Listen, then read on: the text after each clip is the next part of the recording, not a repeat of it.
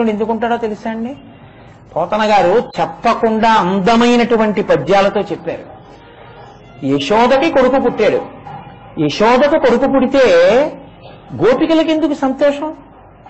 వాళ్ళన్నారు, అబ్బబ్బా ఎన్నాళ్ళకి విన్నాం ఇంత మంచి మాట, చాలా కాలం నుంచి ఎదురు చూస్తున్నాం, ఈ యశోదకి ఓ కొడుకు పుడితే బాగుందని అని వాళ్ళన్నారు.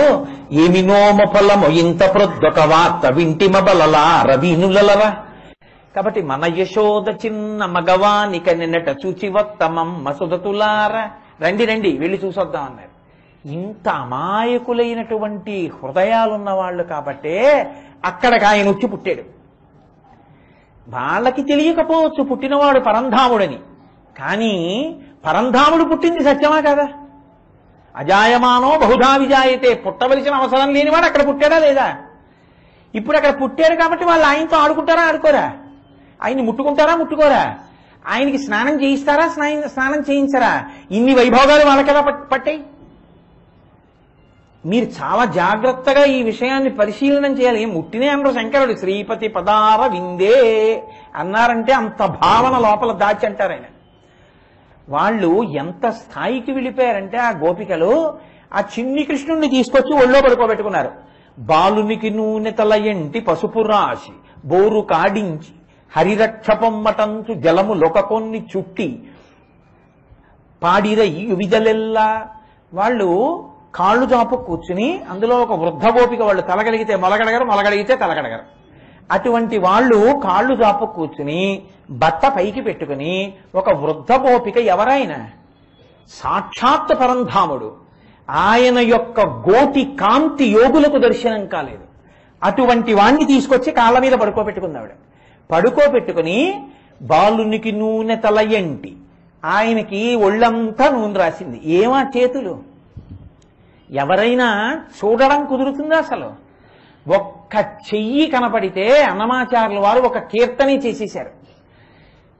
ఆ చేతి మీద దశావతారాల్ని చేతిని అడ్డు పెట్టి చూపించేశారు అన్నమాచార్యుల వారు. అటువంటి చేతులు పట్టుకుని పైకెత్తి వాటికి పసుపు రాయడమా? ఆయన బొజ్జకి నూనె రాయడమా? ఆయన గుండెలకి నూనె రాయడమా? ఆయన్ని కూర్చోబెట్టుకుని ఆయనకేమో నీళ్లు పోయడమా? ఎవరైనా? పోతన గారు అన్నారు, పలుతోయంబుల జగముల పలుతోయంబుల ముంచి భాసిల్లెడు ఆ పలుతోయగాడు పల్లవ లలనాకర తోయంబులందు చెలగుచు తనియన్నారు. ఆయన ఈ లోకాలన్నింటినీ ప్రళయజలాలతో ముంచెత్తి రావియాకు మీద పడుకొని బొటనవేలు నోట్లో పెట్టుకుని కరారవిందేన పదారవిందం పదారవిందే అని తనలో తాను రమించేటటువంటి స్వరూపంగా వటపత్రశాయిగా పడుకునేటటువంటి మహానుభావుడు. ఏమీ తెలియని వాళ్ళ గోపకాంతలు ఇలా దోషిళ్లతో నీళ్లు తీసి పోస్తే స్నానం చేయడం ఆయనకి స్నానం చేయించడమే ఆయన అత్యతిష్టదశాంగుళం అని ఈ బ్రహ్మాండములు ఎంతవరకు ఉన్నాయో అంతకన్నా 10 అంగుళాల పై వరకు పెరిగిపోయినటువంటి పరమాత్మ. అటువంటి వాణ్ణి ఏమీ చేత కాని ఒక గోపకాంత ఒళ్ళో పడుకోబెట్టుకుని నీళ్లు పోస్తోంది. ఏమి వాళ్ళ అదృష్టం! లోకాలన్నీ ఆయన చేతుల వంక చూసి ఇందరికీ అభయంబులిచ్చు చేయి కందువకు మంచి బంగారు చేయి అని అన్నమయ్య స్తోత్రం చేస్తే ఆ చేతులు పట్టుకుని నూనె రాసి పసుపు రాసి ఒళ్ళు రుద్దుతోంది గోపిక. ఎవరావిడ? ఆవిడేం చదువుకున్నది కాదు, ఆవిడకేం ధ్యానం లేదు, ఆవిడికి ఏముంది? నిర్మల హృదయం ఉంది. ఆవిడికి నిర్మలమైన హృదయం ఉంది. పక్క వాళ్ళ సుఖాన్ని తన సుఖం అనుకోగలిగినటువంటి హృదయం ఉంది. పక్క వాళ్ళ కష్టం తన కష్టం అనుకోగలదు. అందుకే మన యశోద చిన్న మగవానిక నిన్నట చూచివత్తమం మసుదతులారా అనగలిగింది ఆవిడ. అంతే, అక్కడ పుట్టాడు మహానుభావుడు. వాళ్ళేం ఊరుకున్నారా? ఆయన్ని తీసుకొచ్చి ఉయ్యాల్లో పడుకోబెట్టి బోర్లా పడుకోబెట్టేసి ఆయన వీపు మీద చేతులు పెట్టి కొట్టేశారు. జోజో కమలదళేక్షణ జోజో మృగరాజ మధ్య జోజో కృష్ణ జోజో పల్లవకర పద జోజో పూర్ణేందు వదన జోజో ఎనచున్ అంటూ జో కొట్టారు. ఆయన పడుకుంటారా? ఆయన నిద్రపోడు. ఏమిటమ్మా యశోదా నీ కొడుకు పడుకోడు అంటున్నారు, ఆయన్ని వీపు మీద కొట్టేస్తున్నారు. ఏమిట్రా మందర పర్వతాన్ని మోసినప్పుడు కూడా ఇంత మంట పెట్టలేదు, ఇలా కొట్టేస్తున్నారు ఏమిట్రా వీళ్ళు, ఎందుకు కొడుతున్నారని ఆలోచించేట ఆయన. ఇంతటి పరమాత్మ ధ్యానం చేయాల్సి వచ్చిన వీళ్ళు ఎందుకు కొడుతున్నారు నన్ను ఇలా? అంటే ఆయన అనుకున్నట్ట, ఓహో లోకములు నిదురపోవగత నిదురింపని శుభగుడు రమణులు జోకొట్టిపాడా తా నిదిరించిన క్రియ నూరకుండే కనుతెరవకయున్. వీళ్ళకి ఈ లోకంలో ఓ జబ్బుంది, సాయంకాలం అయితే పడుకుంటారు. నేను అందరూ పడుకున్నా పడుకోకుండా లేచి ఉండేటటువంటి స్వభావం నాది. నేనే పడుకుంటే ఇంకా లోకాలేం లేస్తాయి? ఉన్మేష నిమిషోత్పన్న విపన్న భవనావళి, కన్ను మూస్తే ఇంకా లోకాలు లయమైపోతాయి. అందుకని నాకు తెలివిగా ఉండే లక్షణం నాది, పడుకునే లక్షణం వీళ్ళది. వీళ్ళు నేను కూడా పడుకోవట్లేదు అనుకుని ఈ లోకంలో పుట్టినందుకు నా వీపు మీద కొట్టేస్తున్నారు. కాబట్టి నేను పడుకున్నట్టు కళ్ళు మూసుకుంటే వీళ్ళు ఊరుకుంటారని ఆయన కళ్ళు మూసుకున్నట్టు. ఈ స్థితిని చూసి పోతన గారు అన్నారు, ఏ పాములిరుగక ఏ పారుమేటికి పశుల కాపరి ఇంట పాము కలిగే అన్నారు. అసలు ఆయనకి పుట్టుకంటే తెలియదయా, పశువులని కాసుకునేటటువంటి వాడింట్లోకి వెళ్ళి పుట్టాడు. ఏ తల్లి చనుబాలు ఎన్నడెరుగని ప్రోఢ తల్లి యశోద చనుల పాలు త్రావనెరిగి, ఏ కర్మయును లేక వెలయునొక్కడికి జత కర్మంబులు సంభవించి, ఏ హాని వృద్ధుల నిరుగని బ్రహ్మంబు పొదివిటిలో వృద్ధి పొందనుంది, ఏ చదువులనైన ఎలమి పండని పంట వల్లవీజనముల వాడ పండే, ఏ చదువులనైన ఇట్టిట్టిదనరాని అర్థం అవయవముల ఎందు అందముంది అన్నారు. ఏమి పద్యం అండి పోతన గారిది? ఏ పాములెరుగక ఏ పారుమేటికి పశుల కాపరి ఇంట పాము కలిగి, ఏ తల్లి చనుబాలు ఎన్నడెరుగని ప్రోఢ తల్లి యశోద చనుల పాలు త్రావనెరిగే. ఆయనకి ఎప్పుడు తల్లి పాలు తాగడం తెలియదు. అటువంటి వాడు ఒక గోపకాంత యశోద చన్నుల పాలు తాగాడు ఆయన. ఏమావిడ అదృష్టం! జగదీశ్వరునకు చన్నిచ్చు తల్లిగా ఏమి నోము నోచెయ్యి యశోద, పుత్రుడంచు అతని పోషించు తండ్రిగా నందుడేమి చేసే నందితాత అన్నాడు శివుడు. ఏమిటే వాళ్ళ అదృష్టం! అసలు నా కొడుకుని పాలిచ్చిందా? నందుడు గబగబా వస్తుంటే చిన్ని కృష్ణుడు ఏమీ తెలియని వాళ్ళ నాన్నగారు వస్తున్నారని భయపడిపోయినట్టు పక్కన నక్కితే నందుడు చెప్పులు విప్పిలా చూసి, ఒరే లోపల పెట్టు అంటే గబగబా నాన్నగారి చెప్పులు తీసి లోపల పెట్టి చెంబుతో నీళ్లెట్టుకొచ్చి, నాన్నగారండి అని కాళ్ళు కడిగాడా. నందుడు బుగ్గలు ఇలా పునికి లోపలికి వెళ్ళాడా. ఏరా అన్నం తినవా అంటే తింటాను నాన్నగారండి అండవా.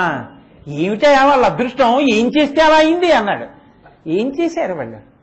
భాగవతంలో మీరు విన్నారుగా, ఇప్పుడు మళ్ళీ అందులోకి ఎక్కడికి పెడతాను. కాబట్టి ఏ హాని వృద్ధుల నిరుగని బ్రహ్మంబు పొదివిటిలో వృద్ధి పొందనుంది.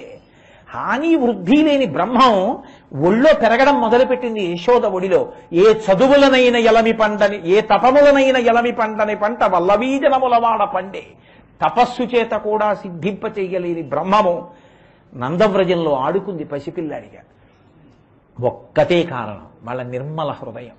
వాళ్ళకి ఏమీ తెలియదు. అసలు భాగవతంలో ఒక ఆశ్చర్యకరమైన సందర్భం ఉందండి. అన్నీ తెలుసనుకున్న వాడికి ఎంత రజోగుణం ఉందో, వీళ్ళెందుకు పనికొస్తారన్న వాళ్ళకి ఎంత నిర్మల హృదయం ఉంటుందో పోతన గారు ఒక అద్భుత ఘట్టాన్ని ఆవిష్కరించారు. ఎందుకు కృష్ణుడు పుట్టాడు అక్కడ. ఒకానొకప్పుడు ఆయన, అబ్బాయి మనందరం రేపు వనభోజనాలు చేద్దాం అన్నాడు. వనభోజనాలు చేద్దామంటే వాళ్ళేం వండినవి పాపం తీసుకెళ్లరు. నిన్న వండి తినగా మిగిలిపోయిన చద్దన్నం మూటలు కట్టుకుంటారు. నిలవ ఉంచిన ఊరగాయలు పట్టుకెళ్లారు వాళ్ళు. ఇవన్నీ ఎక్కడ పెట్టుకుంటారు? ఉట్టిలో పెట్టుకుంటారు. పెట్టుకుని వాళ్ళు వెళ్ళారు. వెడితే వాళ్ళకి చిత్రం ఏమిటంటే, ఆకలేస్తోంది, మనం అన్నం తిందామా కృష్ణ అని ఎవడు అడగరు. వాళ్ళకి కృష్ణుడు పరబ్రహ్మం అని తెలియదు. కానీ కృష్ణుడితో ఆడుకుంటుంటారు, ఆయన్ని చూస్తూ ఉంటారు, ఆయన ఏం చెప్తే చేస్తుంటారు. కృష్ణుడు ఉదయం మనం అన్నం తిందాంరా, ఆకలి ఇట్లేదురా మీకు అంటే, కృష్ణ ఆకలిస్తోంది అన్నం తిందామంటారు. అంటే వాళ్ళకి ఏం చేసినా కృష్ణుడితోటే. ఆకలి కోసం కాదు, కృష్ణుడితో కలిసి తినడానికి ఆకలి. ఆడుకోవడం, కృష్ణుడితో కలిసి ఆడుకోవడం అది వాళ్ళ అనుబంధం. ఆయన అన్నాడు, ఎండం రగ్గితి రాకటంబడి తిరింకేలా విలంబింపగా రెండో బలకులార సల్దికుడుబన్ రమ్యస్థలం బిక్కడి దండం లేగలు నీరు త్రాగి ఇరమందం పచ్చికల్ మేయుచున్ దండంబై విహరించుచుండ అమంద ప్రీతి భక్షింతమే. రండి ఇక్కడ కూర్చుని మనందరం చక్కగా తెచ్చుకున్న సజ్జన్నాలు తిందాం. ఆకలేయట్లేదు, ఎండెక్కిపోయింది, చక్కగా అదిగో పశువులన్నీ పచ్చగడ్డి తిని నీళ్లు తాగుతుంటాయి, రండి అన్నాడు. వాళ్ళు అలా అన్నారంతే కృష్ణుడు. కృష్ణ ఆకలిస్తోంది, తినేద్దాం అన్నారంతే. వాళ్ళు తినేద్దాం అంటే పంక్తి భోజనం కూర్చోరు. ఇది ఎందుకు కృష్ణుడు అక్కడ పుట్టాడో మీరు గమనించాలి. భోజనానికి రెండంటే ఇలా కూర్చోవడం వాళ్ళకి రాదు. వాళ్ళు అలా కూర్చోరు. వాళ్ళు ఎలా కూర్చుంటారో తెలుసా అండి? జలజాంతస్థిత కర్ణికం తిరిగిరా సంఘంబులయ్యున్న రేకుల సంతంబుల కృష్ణుని తిరిగిరా కూర్చుండి వీక్షించుతున్ శిలలు పల్లవముల్ లతల్ పత్రంబులు పుష్పంబులు ఆకులు కంచంబులుగా భుజించి రచటం గోపర్భకుల్ భూవరా అన్నారు పోతన గారు. ఒక తామర పువ్వు మధ్యలో దుద్దు ఉంటే దాని చుట్టూ రేకులుంటే ఎలా ఉంటాయో అలా కృష్ణ మధ్య నించో అని వాళ్ళందరూ చుట్టూ కూర్చుని తింటారు. వాళ్ళకి తినడం ప్రధానం కాదు, కృష్ణుడికి పెట్టి తాము తినడం ప్రధానం. కృష్ణుణ్ణి చూస్తూ తినడం వాళ్ళకి ప్రధానం. మనకి ఊళ్ళో విషయాలన్నీ చెప్పుకుంటూ తినడం ప్రధానం. అందుకుని ఉండడు కృష్ణుడు ఇక్కడ. అక్కడ ఎందుకుంటాడంటే వాళ్ళకి ఏం తింటున్నాం కాదు, ఏ శౌచం పాటించాం కాదు, ఎంతంత నైవేద్యాలు పెట్టాం కాదు, ఎంత హవిస్సు వండాం కాదు. వాళ్ళకేం కావాలంటే పరమభక్తి వాళ్ళది. అందుకని జలజాంత స్థిత కర్ణికం తిరిగిరా సంఘంబులయ్యున్న రేకములు సంతంబుల కృష్ణుని తిరిగిరా కూర్చుండి వీక్షించుతున్. ఆ కృష్ణుణ్ణి చూస్తూ కూర్చున్నారు వీళ్ళందరూ. ఇప్పుడు ఆయన ఏం చేస్తున్నాడు? మధ్యలో నిలబడి ఆయన తినాలిగా, మరి కూర్చుని తినాలి తప్ప నిలబడి తినకూడదు. నిలబడి తినడం మహాదోషం. ఎడం చేతిలో పెట్టుకుని కుడి చేతితో తినడం అంతకన్నా దోషం. చెప్పులతో తినడం పరమపాతకం. కాబట్టి ఇప్పుడు ఎవరు ఇవన్నీ చెయ్యకూడని వాడు వేదం చెప్పిన ఈశ్వరుడు. ఇప్పుడు ఆయన ఏం చేస్తున్నాడు? వీళ్ళందరి మధ్యలో ఆయన నించున్నాడు. నించుని ఆయన ఏం చేశాడు అంటే కడుపున దిండుగా కట్టిన వలువలో లలిత వంశనాళంబు జనిపి విమల శృంగంబును వెత్రదండంబును జారిరాణి కడా సంకనిరికి చలరేగి కొసరి తెచ్చిన వివరగాయలు వేళ్ల సందులను తా నెనయను నిచి సంగడీల నడుమ చక్కగా కూర్చుండి నర్మభాషణముల నగవు నెరపి యాగభోక్త కృష్ణుడు అమరులు వెరగొంద శైశవంబు మెరసి తల్లి కుడిచే. ఆయన మధ్యలో నించున్నాడు. ఎడం చేతిలో వెన్నతో కూడిన పెరుగు ముద్ద పెట్టుకున్నాడు. ఎడం చేతిలో పెట్టుకోవచ్చా? పెట్టుకోకూడదు. అందులోది సద్యన్నం. సద్యన్నాన్ని ఎడం చేతిలో పెట్టుకున్నాడు. కూర్చున్నాడా? నించున్నాడు. వాళ్ళేం చేస్తున్నారు? ఓ కృష్ణ, మా ఇంట్లో నువ్వుల పిండి ఆవకాయ తెచ్చామో పెచ్చుచ్చుకొని వాడు సగం నాకి ఈయనకి ఇచ్చాడు. ఊరే మీ ఇంట్లో ఆవకాయ నాకు ఇష్టమని తీసా పెచ్చి ఇక్కడ పెట్టుకున్నాడు. ఇంకోడో మాగాయ ముక్కు ఇచ్చాడు, ఇక్కడ పెట్టుకున్నాడు. చలరేగి కొసరి తెచ్చిన ఊరగాయలు వేళ్ల సందులను తానెనయను నిచి ఆ వేళ్ల సందుల్లో పెట్టుకున్నాడు. పెట్టుకుని సంగడీల నడుమ చక్కగా కూర్చుండి నర్మభాషణముల నగవు నెరపి మధ్య మధ్యలో తింటూ కూర్చుంటూ లేస్తూ వాళ్లతో మాట్లాడుతూ అటు తిరిగి ఇటు తిరిగి పరాచకాలాడుతూ ఆ ముద్దలు తింటున్నాడు. దేవతలు అన్నారు, ఓరి వీళ్ళ భాగ్యం రా, పరబ్రహ్మంతో తింటున్నారు రా వీళ్ళు. ఎవరైనా యాగభోక్త కృష్ణుడు అమరులు వెరగొంద శైశవంబు మెరసి తల్లి కుడిచే. యాగభోక్త యజ్ఞం చేసి ఇదం నమమా అంటూ చాలా జాగ్రత్తగా మీరు హవిస్సుని ఆ అగ్నిహోత్రంలోకి ఏకకాలంలో సమిధని నేతిని చెరు అంటే హవిస్సుని నమమా అనేటప్పటికీ వేస్తే వచ్చి పుచ్చుకుంటాడు. హవ్యవాహనుడి ద్వారా అగ్నిహోత్రం ద్వారా పుచ్చుకునేటటువంటి వాడు సజ్జన్నం తింటున్నాడు రా గోపాల బాలులతో. ఎంత ఆశ్చర్యం! చూడండి చూడండి, వాళ్ళందరూ నిలబడ్డారు దేవతలు. ఈయనేం చేస్తున్నాడు? మధ్యలో నిలబడి సజ్జన్నం తింటున్నాడు. ఈ అలజడికి బ్రహ్మగారు సమాధిలోంచి బయటకు వచ్చారు. ఏమిట్రా మీ అందరింత అల్లరి చేస్తున్నారని కమండలం పట్టుకు బయటకు వచ్చాడు. చూడవయా బ్రహ్మగారు, నువ్వు కూడా చూడు చూడు, చిన్న పరబ్రహ్మం కృష్ణ పరమాత్మ ఎలా తింటున్నాడో చూడన్నారు. 4 ముఖాలున్నవాడు, నారాయణుడి దగ్గర వేదం నేర్చుకున్నవాడు. ఆయన అన్నాడు, వాడు పరబ్రహ్మమా, నీకు బుద్ధి ఉందిరా అన్నాడు. అంటే వాళ్ళు అన్నారు, అన్నన్నా ఎంత మాట అండి, అది కృష్ణ పరబ్రహ్మం, రాశీభూతమైన బ్రహ్మం అండి, అది భూమి తిరుగుతోందన్నాడు. నేను అమ్మనన్నాడు. ఆయన అహంకారం వచ్చిందండి, అంత బ్రహ్మగారికి రజోగుణం వచ్చింది. ఆయన అన్నాడు, ఏది బ్రహ్మం అయితే చూస్తాను ఏం చేస్తాడు అన్నాడు. అని ఆవుల్ని దూడల్ని ఎత్తుకుపోయాడు, కనపడకుండా చేసి దాచేశాడు. ఈ గోపాల బాలుడికి ఏ కష్టం వచ్చినా కృష్ణుడికి చెప్పడమేగా అలవాటు. వాళ్ళన్నారు, కృష్ణ కృష్ణ ఆవులు దూడలు కనపట్టలేదన్నారు. నేను వెతికొస్తాను మీరు తినండి రా అన్నాడు. అని ఆయన అటుగా వెళ్ళాడు. ఈ గోపాల బాలుడిని దాచేశాడు. వెనక్కి తిరిగి వచ్చాడు, చూశాడు. ఓహో, నా నాభికమలంలో పుట్టిన కొడుకు, ఎంత టక్కరితనం వచ్చింది, తండ్రినే పరీక్షిస్తున్నాడు. నేను బ్రహ్మని కదా, గోపాల బాలుడు కదా, వీడేం చేస్తాడనుకున్నాడు. దాచేశాడు. ఈ పాటి దానికి బొత్తిగా పిల్లాన్ని పిలిచి దెబ్బలాడాలా, నా శక్తి ఏమిటో చూపిస్తానన్నాడు. అంతే, ఒక్కసారి కరములు పదములున్ చిరంబుల్ లవలగ్నంబుల్ ముఖములున్ కన్నులు ముక్కులున్ శ్రవణముల్ దంతాదులున్ దండనాంబర సర్గేణు విషాణభూషణ వయోభాషా గుణాఖ్యాన తత్పరతల్ విడ్వడకుండ దల్చి విభుడావత్సర్భకాకారముల్ గొడుగులు కర్రలు బూరలు వాళ్ళు కట్టుకున్న బట్టలు గోపాల బాలురు ఆవులు దూడలు వాటి మీద మచ్చలు అన్నీ తానే అయిపోయాడు. అయిపోతే వాళ్ళందరూ తోలుకుని ఇంటికి వెళ్ళారు.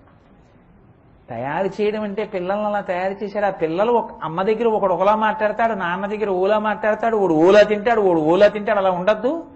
ఏ తల్లుల కేబాలకు లేతరగున తిరిగి ప్రీతి కలిగింతురుము, నా తల్లుల కాబాలకు లాతరగున ప్రీతి చేసి రవనీనాథ. ఏ తల్లిదండ్రుల దగ్గర ఏ పిల్లలు ఎలా ప్రవర్తిస్తారో ఆ పిల్లలు అలాగే ప్రవర్తిస్తున్నాడు. అందరూ కృష్ణుడే. కానీ ఎవ్వరికీ తెలియదు కృష్ణుడే ఆవులు, కృష్ణుడే దూడలు, కృష్ణుడే గోపాల బాలుడు. ఎవరి కోసం చేశాడు ఈ లీల? బ్రహ్మగారిది అహంకారం, వాళ్ళది అమాయకత్వం. ఇక్కడ ఒక సంవత్సరం బ్రహ్మగారికి ఓ రోజు ఆయన ఆవుల్ని దూడల్ని గోపాల బాలుని కట్టేసి ఏం చేస్తున్నాడో చూద్దామని వచ్చి చూశాడు. ఆవులు దూడలు అక్కడే ఉన్నాయి, గోపాల బాలురు అక్కడే ఉన్నారు. అదేమిటి, నేను దాచేశాను కదా అని మళ్ళీ తను కట్టేసిన దొడ్లోకి వెళ్ళి చూశాడు. అక్కడ ఉన్నారు, ఇక్కడ ఉన్నారు. ఇప్పుడు అన్నాడు, బ్రహ్మ నేను సృజింపక బాలవత్స కదంబవే బ్రహ్మనందు సృజింపబడే. ఓ అది బ్రహ్మ ఒకటే సత్యము అన్నాడు. నేను కదా బ్రహ్మని, నేను కదా సృష్టించాలి. నేను సృష్టించకుండా సృష్టించాడంటే నన్ను కూడా సృష్టించిన వాడు. అరే తెలుసుకోలేకపోయాను రా అన్నాడు. ఇప్పుడు ఆయనకి ఎలా దర్శనమిచ్చాడు? ఏడాది క్రితం తింటూ ఎలా నించున్నాడో అలాగే వెన్నముద్ద చేత్తో పట్టుకుని ఈ చేత్తో అన్నం మెతుకులు తింటున్నవాడిగాని నిలబడి కనబడ్డాడు వెతుక్కుంటున్నట్టుగా. ఇప్పుడు వెళ్ళి ఆయన కాళ్ల మీద పడన్నాడు, ఎప్పుడు చదివిన భాగవతం నేను శంపాలితికతోడి జలదంబుకైవడి మెరుగుటొల్లియతోడి మెనువాని కమనీయ మృదులన్న కబలవేత్ర విషాణ వీడు చిహ్నములతో వెలయువాని వనపుష్పమాలిక వ్రతకంఠము వాని నలిన కోమల చరణములవాని కరుణ కడలగొనిన గడగంటి వాని గోపాల బాలు భంగి వరగువాని నగు మొగంబు వాని నన్ను కన్న తండ్రిని నిన్ను భజింతు మొక్కి నీరజాక్ష అని కాళ్ళ మీద పడ్డాడు. ఈ చేతిలో వెన్నముద్దతో ఆ దట్టిలో బిగించుకున్నటువంటి పట్టుకున్నటువంటి ఆ వేణువుతో ఆ సంకలో పెట్టుకున్నటువంటి ఆవుల్ని కాసేటటువంటి కొమ్ము బూరా కర్రతో మెడలో ఎక్కడో అరణ్యంలో ఉన్న ఒక పూల లతని వేసుకున్నటువంటి చిన్ని కృష్ణుడి దగ్గరికి వెళ్ళి నీవే పరబ్రహ్మానివని ఆయన కాళ్ళ మీద పడిపోయాడు. పడిపోయేప్పుడు అన్నాడు, ఎలా బ్రహ్మపదంబు వేదములకు వీక్షింపగారాని నిన్నీ లోకంబున ఈ వనాంతరమునంది మందలో కృష్ణయం తాళాపాది సమస్త భావములు నీయందే నిక్షేపించు ఈ వ్రేలం దొక్కని పాదరేణువులపై వేష్టించినం చాలవే అన్నాడు. ఎవరికి కావాలయా బ్రహ్మపదవి? కృష్ణ అహంకారానికి పనికొచ్చింది దిక్కుమాలిన బ్రహ్మపదవి. 4 తలకాయలు ఉన్నాయి, వేదాలు చదువుకున్నానని. వాళ్ళు ఎంత అదృష్టం! ఎలా బ్రహ్మపదంబు వేదములకన్ వీక్షింపగారాని నిన్నీ లోకంబున ఈ వనాంతరమునంది మందలో. ఇక్కడ ఈ లోకంలో, ఈ వనంలో, ఈ మందలో కృష్ణ అంటూ ఆలాపాది సమస్త భావములు నీయందే నిక్షేపించు.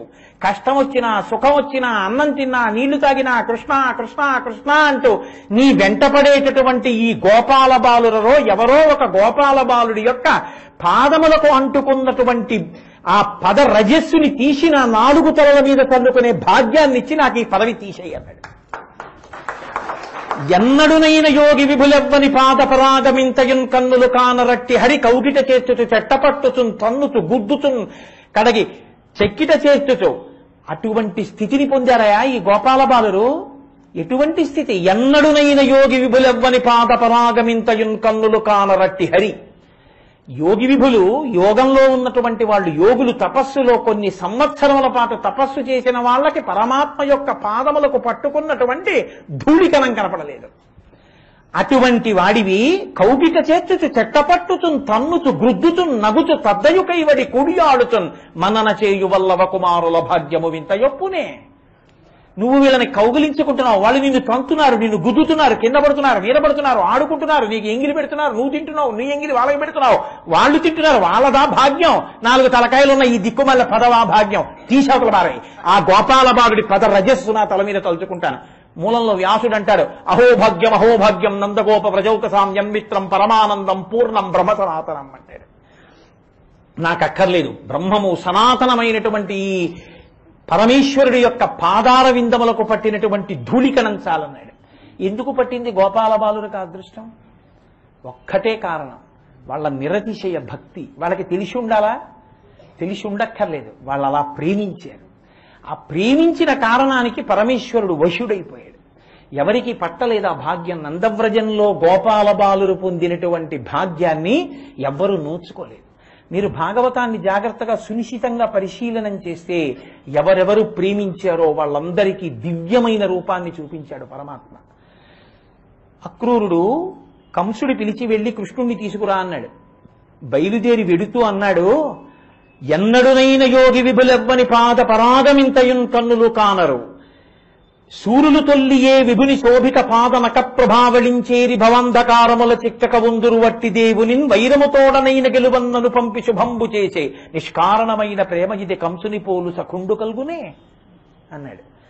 శూరులు తొల్లి ఏ విభుని శోభిత పాదనక ప్రభావళించేరి, పరమేశ్వరుడి యొక్క పాదమునకు ఉన్న బొటని వేలికున్నటువంటి గోటి ముందుకొచ్చినటువంటి చిన్న గోటి మొక్క యొక్క కాంతిని చూసి ఇక జన్మ ఎత్తవలసిన అవసరం లేని పొందని రీతిలో యోగులు ప్రవర్తిస్తే అటువంటి పరమాత్మని పూర్తిగా చూసేటటువంటి భాగ్యాన్ని కృష్ణుడికి శత్రువైనా నాకు కల్పించినటువంటి కంసుడి లాంటి స్నేహితుడు ఉన్నాడా అన్నాడు.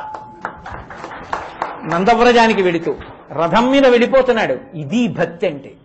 మనము చేస్తాం భక్తి, ఈశ్వరుడి పల్లకి అలా వెళ్ళిపోతుంటే మనం స్కూటర్ మీద వెళ్ళిపోతాం.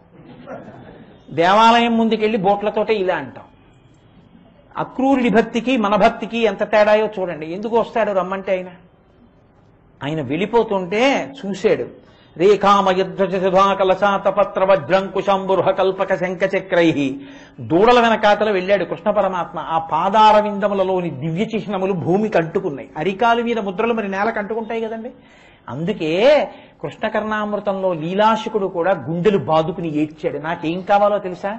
గోధూళిధూ సరితకోమలగోపవేశం గోపాల బాలకశతైరనుగమ్యమానం సాయంతనే ప్రతిగృహం పశుబంధనార్థం గచ్చంతమచ్యుత శిశుం ప్రణతోస్మి నిత్యం అన్నాడు. నాకు అక్కర్లేదయా ఇంకేమీ, నాకు ఆ రూపం చాలు. ఏవో నా ఊహకందని రూపాలు నాకు ఎందుకయ్యా? గోధూళిధూ సరితకోమలగోపవేశం. సాయంకాలం అయ్యేటప్పటికి ఆవుల్ని దూడల్ని తోలుకుంటూ వెనక్కి ఇంటికి వస్తుంటాడే కృష్ణుడు. ట్రర్ అంటూ వాటిని తోలుతున్నప్పుడు ఆ ధూళి పైకి రేగి ఒంటి నిండా గోధూళి పడిపోయిన కృష్ణుడు ఉంటాడే, ఆ చిన్ని కృష్ణుడు సాయంతనే ప్రతిగృహం పశుబంధనార్థం, తన ఆవులు తోలుకుతాను వెళ్ళిపోతుంటే గోపకాంతలు చిన్ని కృష్ణుడితో ఆడుకోవడానికి కృష్ణ కృష్ణాను వెళ్ళిపోతే ఈ ఆవులు మాట వినవు, కొంచెం ఈ 50 ఆవులు కట్టేసి వెళ్ళిపోవా అంటే చిన్ని కృష్ణుడు వాటిని పలు పట్టుకుని కాష్టపడి లాక్కొచ్చి వాటిని స్తంభానికి కట్టేసి ఆ డొక్కలు ఇలా అలుదుకుపోతుంటే చిన్ని చిన్ని చెమట్లు పడుతుంటే గోపకాంతలు చూసి నవ్వుతున్నటువంటి ఆ కృష్ణుడున్నాడే, పాశములు విప్పేవాడు పాశములు కడుతున్నవాడిగా. కాబట్టి సాయంతనే ప్రతిగృహం పశుబంధనార్థం గచ్చంతమచ్యుత శిశుం ప్రణతోస్మి నిత్యం. ఎవరో దేవతలతో కూడిన పరమాత్మ కాదు నాకు కావలసింది. గోపాల బాలకశతైరనుగమ్యమానం, గోపాల బాలురు 100 మంది చుట్టూ ఉండగా ఏ కృష్ణ కొంచెం ఆవుని ఇలా తోలుకురా అంటుంటే అలాగేరా పట్టుకొస్తాను అని ఆ ఆవును తోలుకెడుతున్న చిన్ని కృష్ణుడు ఉన్నాడే, సమస్త లోకములను శాసించగలిగిన అఖిలాంత కోటి బ్రహ్మాండ నాయకుడు ఒక గోపాల బాలుడు. రే కృష్ణ ఆ ఆవును పట్రా అంటే వీళ్ళు ఆవును తోలుకొచ్చి లొంగిపోయాడే వాళ్ళ ప్రేమకి. ఆ కృష్ణుడికి నేను ప్రతిరోజు నమస్కరిస్తున్నాను అన్నాడు. ప్రణతోస్మి నిత్యం, రోజు శిరసు వంచి నమస్కరిస్తున్నాను. అది సౌలభ్యం అంటే. ఎక్కడ నైర్మల్యం ఉందో అక్కడ ఉంటాడు. కాబట్టి ఎక్కడి నుంచి ఎక్కడికి పోయాను? వెడుతున్నాడు అక్రూరుడు నందవ్రజానికి. వెడుతూ వెడుతూ రథం నుంచి చూశాడు, భూమి మీద ఆ శంఖచక్రాలు అమృత భాండము కనపడ్డాయి. అంతే, వెంటనే చూసి అన్నాడు, ఎంత ఆనందపడిపోయాడు. అబ్బో నా స్వామి ఈ భూమి మీద నడిచి వెళ్ళారు, అక్కడ నేను రథం మీద వెళ్ళడమా అన్నట్ట. అంతే, రథాన్ని ఆపేశాడు. ఒక్కసారి స్వర్ణదండం రథం నుంచి ఇలా కర్ర పడిపోతే ఎలా పడిపోతుందో అలా కింద పడిపోయి ప్రభోరముంగ్రిరజాస్వహో ఇతి, నా స్వామి పాదములకు తగిలినటువంటి మట్టి ఇది అన్నాడు. తద్దర్శనాహ్లాద నివృద్ధ సంభ్రమ ప్రేమ్నోర్ధరోమాశృశలాకులీక్షణ రథాధవ స్కంధ్య సతేష్వచేష్టత ప్రభోరమున్యంఘ్రిరజాస్వహో ఇతి. ఒక్కసారి వెంట్రుకలు నిక్కపొడుచుకొని సంతోషపడిపోయి అబ్బా మా కృష్ణుడు వెళ్ళాడని కింద పడిపోయి ఆ మట్టిలో దొల్లేసి ఆ కృష్ణుణ్ణి తీసుకెడుతున్నాడు రథంలో. తీసుకెడుతూ సంధ్యావందనానికి యమునా నది నీళ్లలో దిగాడు. యమునా నది నీళ్లలో మునక వేస్తే అందులో కృష్ణుడు కనబడ్డాడు. ఇదేమిటి కృష్ణుడు కూడా ఇందులోకి వచ్చాడని లేచి పైకి చూశాడు. రథంలో కృష్ణుడు ఉన్నాడు. ఇదేమిటి ఇక్కడ ఉన్నాడని మళ్ళీ మునిగాడు. ఏ దర్శనం ఇచ్చాడో తెలుసా అండి? ఎవ్వరికీ కలగల ఆ దర్శనం. ఆ భోగీభోగ పర్యంక మధ్యంబున వలనొప్ప పచ్చని వలువవా అని మేఘమండలమున మెరుగుచందంబున ఉరమున శ్రీదేవి ఒప్పువా అని ఆ ముఖ చతుష్కముతోటి బాలుడాడి బొడ్డు దమ్మివాని కదలిన బాహు పద క్రమమున రవము సూపిడి నూపు రములవాని జలజ భవ రుద్ర సనక సనత్కుమార విజయాది పరివేష్టితుండైన వాని సౌందర్యఖని అయిన వాని ఒక్క పురుషోత్తమునిగాంచే అన్నారు పోతన గారు.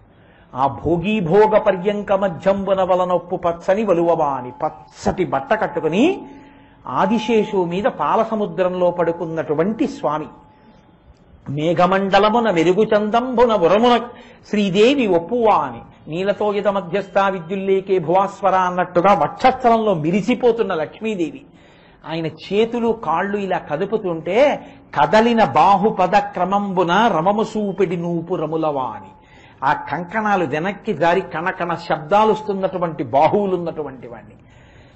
బ్రహ్మగారు, రుద్రుడు, ఇతరమైనటువంటి దేవతలు, సనకసనందనాదులు చుట్టూ చేరి స్తోత్రం చేస్తున్నటువంటి సౌందర్య ఖని అయినవా అని ఒక్క పురుషవర్యుగాంచి అటువంటి మహాత్ముణ్ణి సాక్షాత్తు శ్రీమన్నారాయణుడిగా అక్రూరుడికి దర్శనమిచ్చాడు. దేనికి? ఒక్కటే కారణం, రథం నుంచి వెడుతూ పాదముద్రలు చూసి నేల మీద పడిపోయినందుకు. ఎక్కడ హృదయ నైర్మల్యం ఉన్నదో అక్కడ ఈశ్వరుడి యొక్క ఇల్లుంటుంది. ఎక్కడ భేషజం ఉందో, ఎక్కడ అహంకారం ఉందో, ఎక్కడ నేనన్న గర్వం ఉందో, ఎక్కడ అవినయం ఉందో, ఎక్కడ భూతముల పట్ల దయలేదో, ఈశ్వరుణ్ణి పూజామందిరంలో తప్ప ఇంకెక్కడా చూడలేడో అక్కడ ఈశ్వరుడు ఉండలేడు. అందుకు మొదటి శ్లోకంలో శంకరాచార్యుల వారు ఆ కృష్ణుడు, ఆ ఈశ్వరుడు నీలోకి రావడానికి ముందు నీ ఇల్లు ఎలా శుభ్రం చేసుకోవాలో చెప్పారు. అవినయం అపనయ విష్ణో దమయ మనః శమయ విషయ మృగతృష్ణాం భూతదయాం విస్తారయతారయ సంసార సాగరతః. ఈ స్థితిని నువ్వు పొందగలిగితే ఇదిగో ఇప్పుడు రావడానికి ఆయన సిద్ధంగా ఉన్నాడు. ఎలా ఉన్నాడు? శ్రీపతి పదార విందే అంటే మూడో పాదంలోకి వెళ్ళండి. ముందు ఉన్నటువంటి పాదాలను విడిచిపెట్టి వెళుతున్నాను నేను. దానికి ఒక కారణం ఉంది, ఎందుకు వెళ్ళలేదు. దివ్య ధుని మకరందే పరిమళ పరిభోగ సచ్చిదానందే శ్రీపతి పదార విందే. ఆ శ్రీపతి యొక్క పాదార విందములు నీ మనసులో కనపడాలంటే ఆ శ్రీపతి పదార విందే అని నోటితో చెప్పి నమస్కారం చేసేయడం కాదు. నిజంగా నీకు ఆ పాదముల జంట చూడాలని నువ్వు అనుకుంటే, ఇక్కడ నీకవి దర్శనం కావాలని అనుకుంటే, దానికి యోగ్యమైనటువంటి మనుష్య జన్మని పొంది ఉన్నావు కనుక దానికి కావలసిన రీతిలో నీ మనసుని నీవు శుభ్రము చేసుకుని సిద్ధము చేయగలవా? ఆ చేయడానికి ఏ ఉపకరణములు కావాలో ఇమ్మని ఎవరిని అడగాలో కూడా ఈశ్వరుణ్ణి అడిగారు. చిత్రం ఏంటంటే, ఏనుగు కట్టుకొయ్య నుంచి విప్పేటప్పుడు మావటి అందుకోవాలి అంకుశాన్ని. ఆ అంకుశాన్ని మావట అందుకోడు, అంటాడు. తనని పొడవడానికి పనికొచ్చే అంకుశాన్ని ఏనుగు తన తొండంతో తీసి ఆయనకి ఇస్తుంది. ఇప్పుడు మావటి ఏనుగు మీదకి ఎక్కాలి, వాడు ఎక్కలేడు. ఏనుగు ఏం చేస్తుందంటే, మీరు ఎప్పుడన్నా గురువాయూరులో చూశారో లేదో, కాలు ఇలా ముందుకి జాపి ఇలా వంగుతుంది. వంగితే దాని కాలుకి ఇక్కడ ఆ సంధిబంధాల దగ్గర ఏర్పడినటువంటి చిన్న సొట్టలోకి కాలు పెట్టి దాని చెవి పట్టుకుని ఆ కట్టినటువంటి గొలుసు తాడు పట్టుకుని పైకెక్కి కాళ్ళేసి ఏనుగు ఆధారంగా ఇచ్చినటువంటి అమరికని బట్టి పైకెక్కి ఏనుగు మీద కూర్చుంటాడు. ఏనుగు మీద కూర్చుని ఏనుగిచ్చిన అంకుశంతో ఏనుగునో పోటు పొడుస్తాడు. అప్పుడు ఏనుగు లేచి నిలబడి నడుస్తుంది.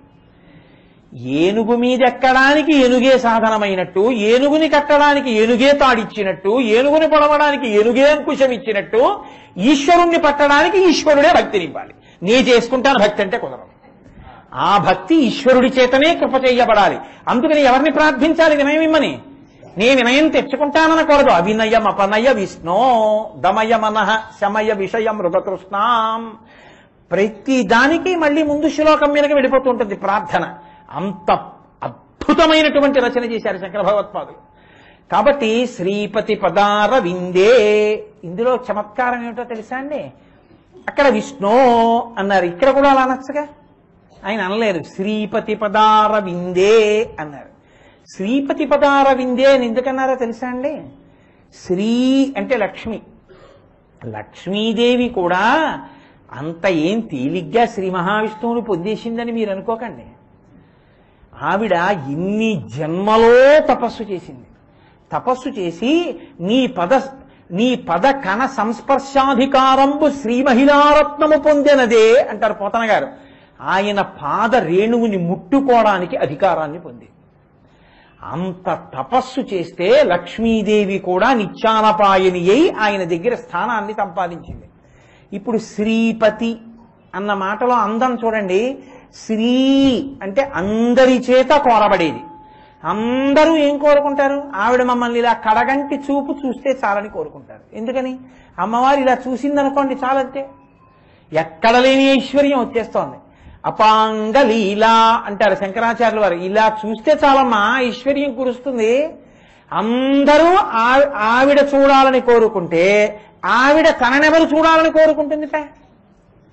ముగ్ధా ముహుర్విదదతి వదనే మురారేహ ప్రేమ త్రపా ప్రణిహితాన్ని గతాగతాన్ని మాలా దృశోర్మధుకరీవ మహోత్పలేయ సామే శ్రియం దిశతు సాగర సంభవాయా అంటారు శంకరాచార్యుల వారు కనకధారలో.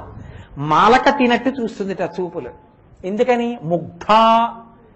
ఆవిడ ఇలా ఇలా చూస్తుంటే ఆయన ఎప్పుడో ఇలా చూస్తారట. అమ్మా నేను చూడడం ఆయన చూసేశారని సిగ్గుతో ఇలా తలంచుకుని తెర్రపడి ముగ్ధా అన్నారు శంకర భగవత్పాదులు. అది గొప్ప స్వరూపం.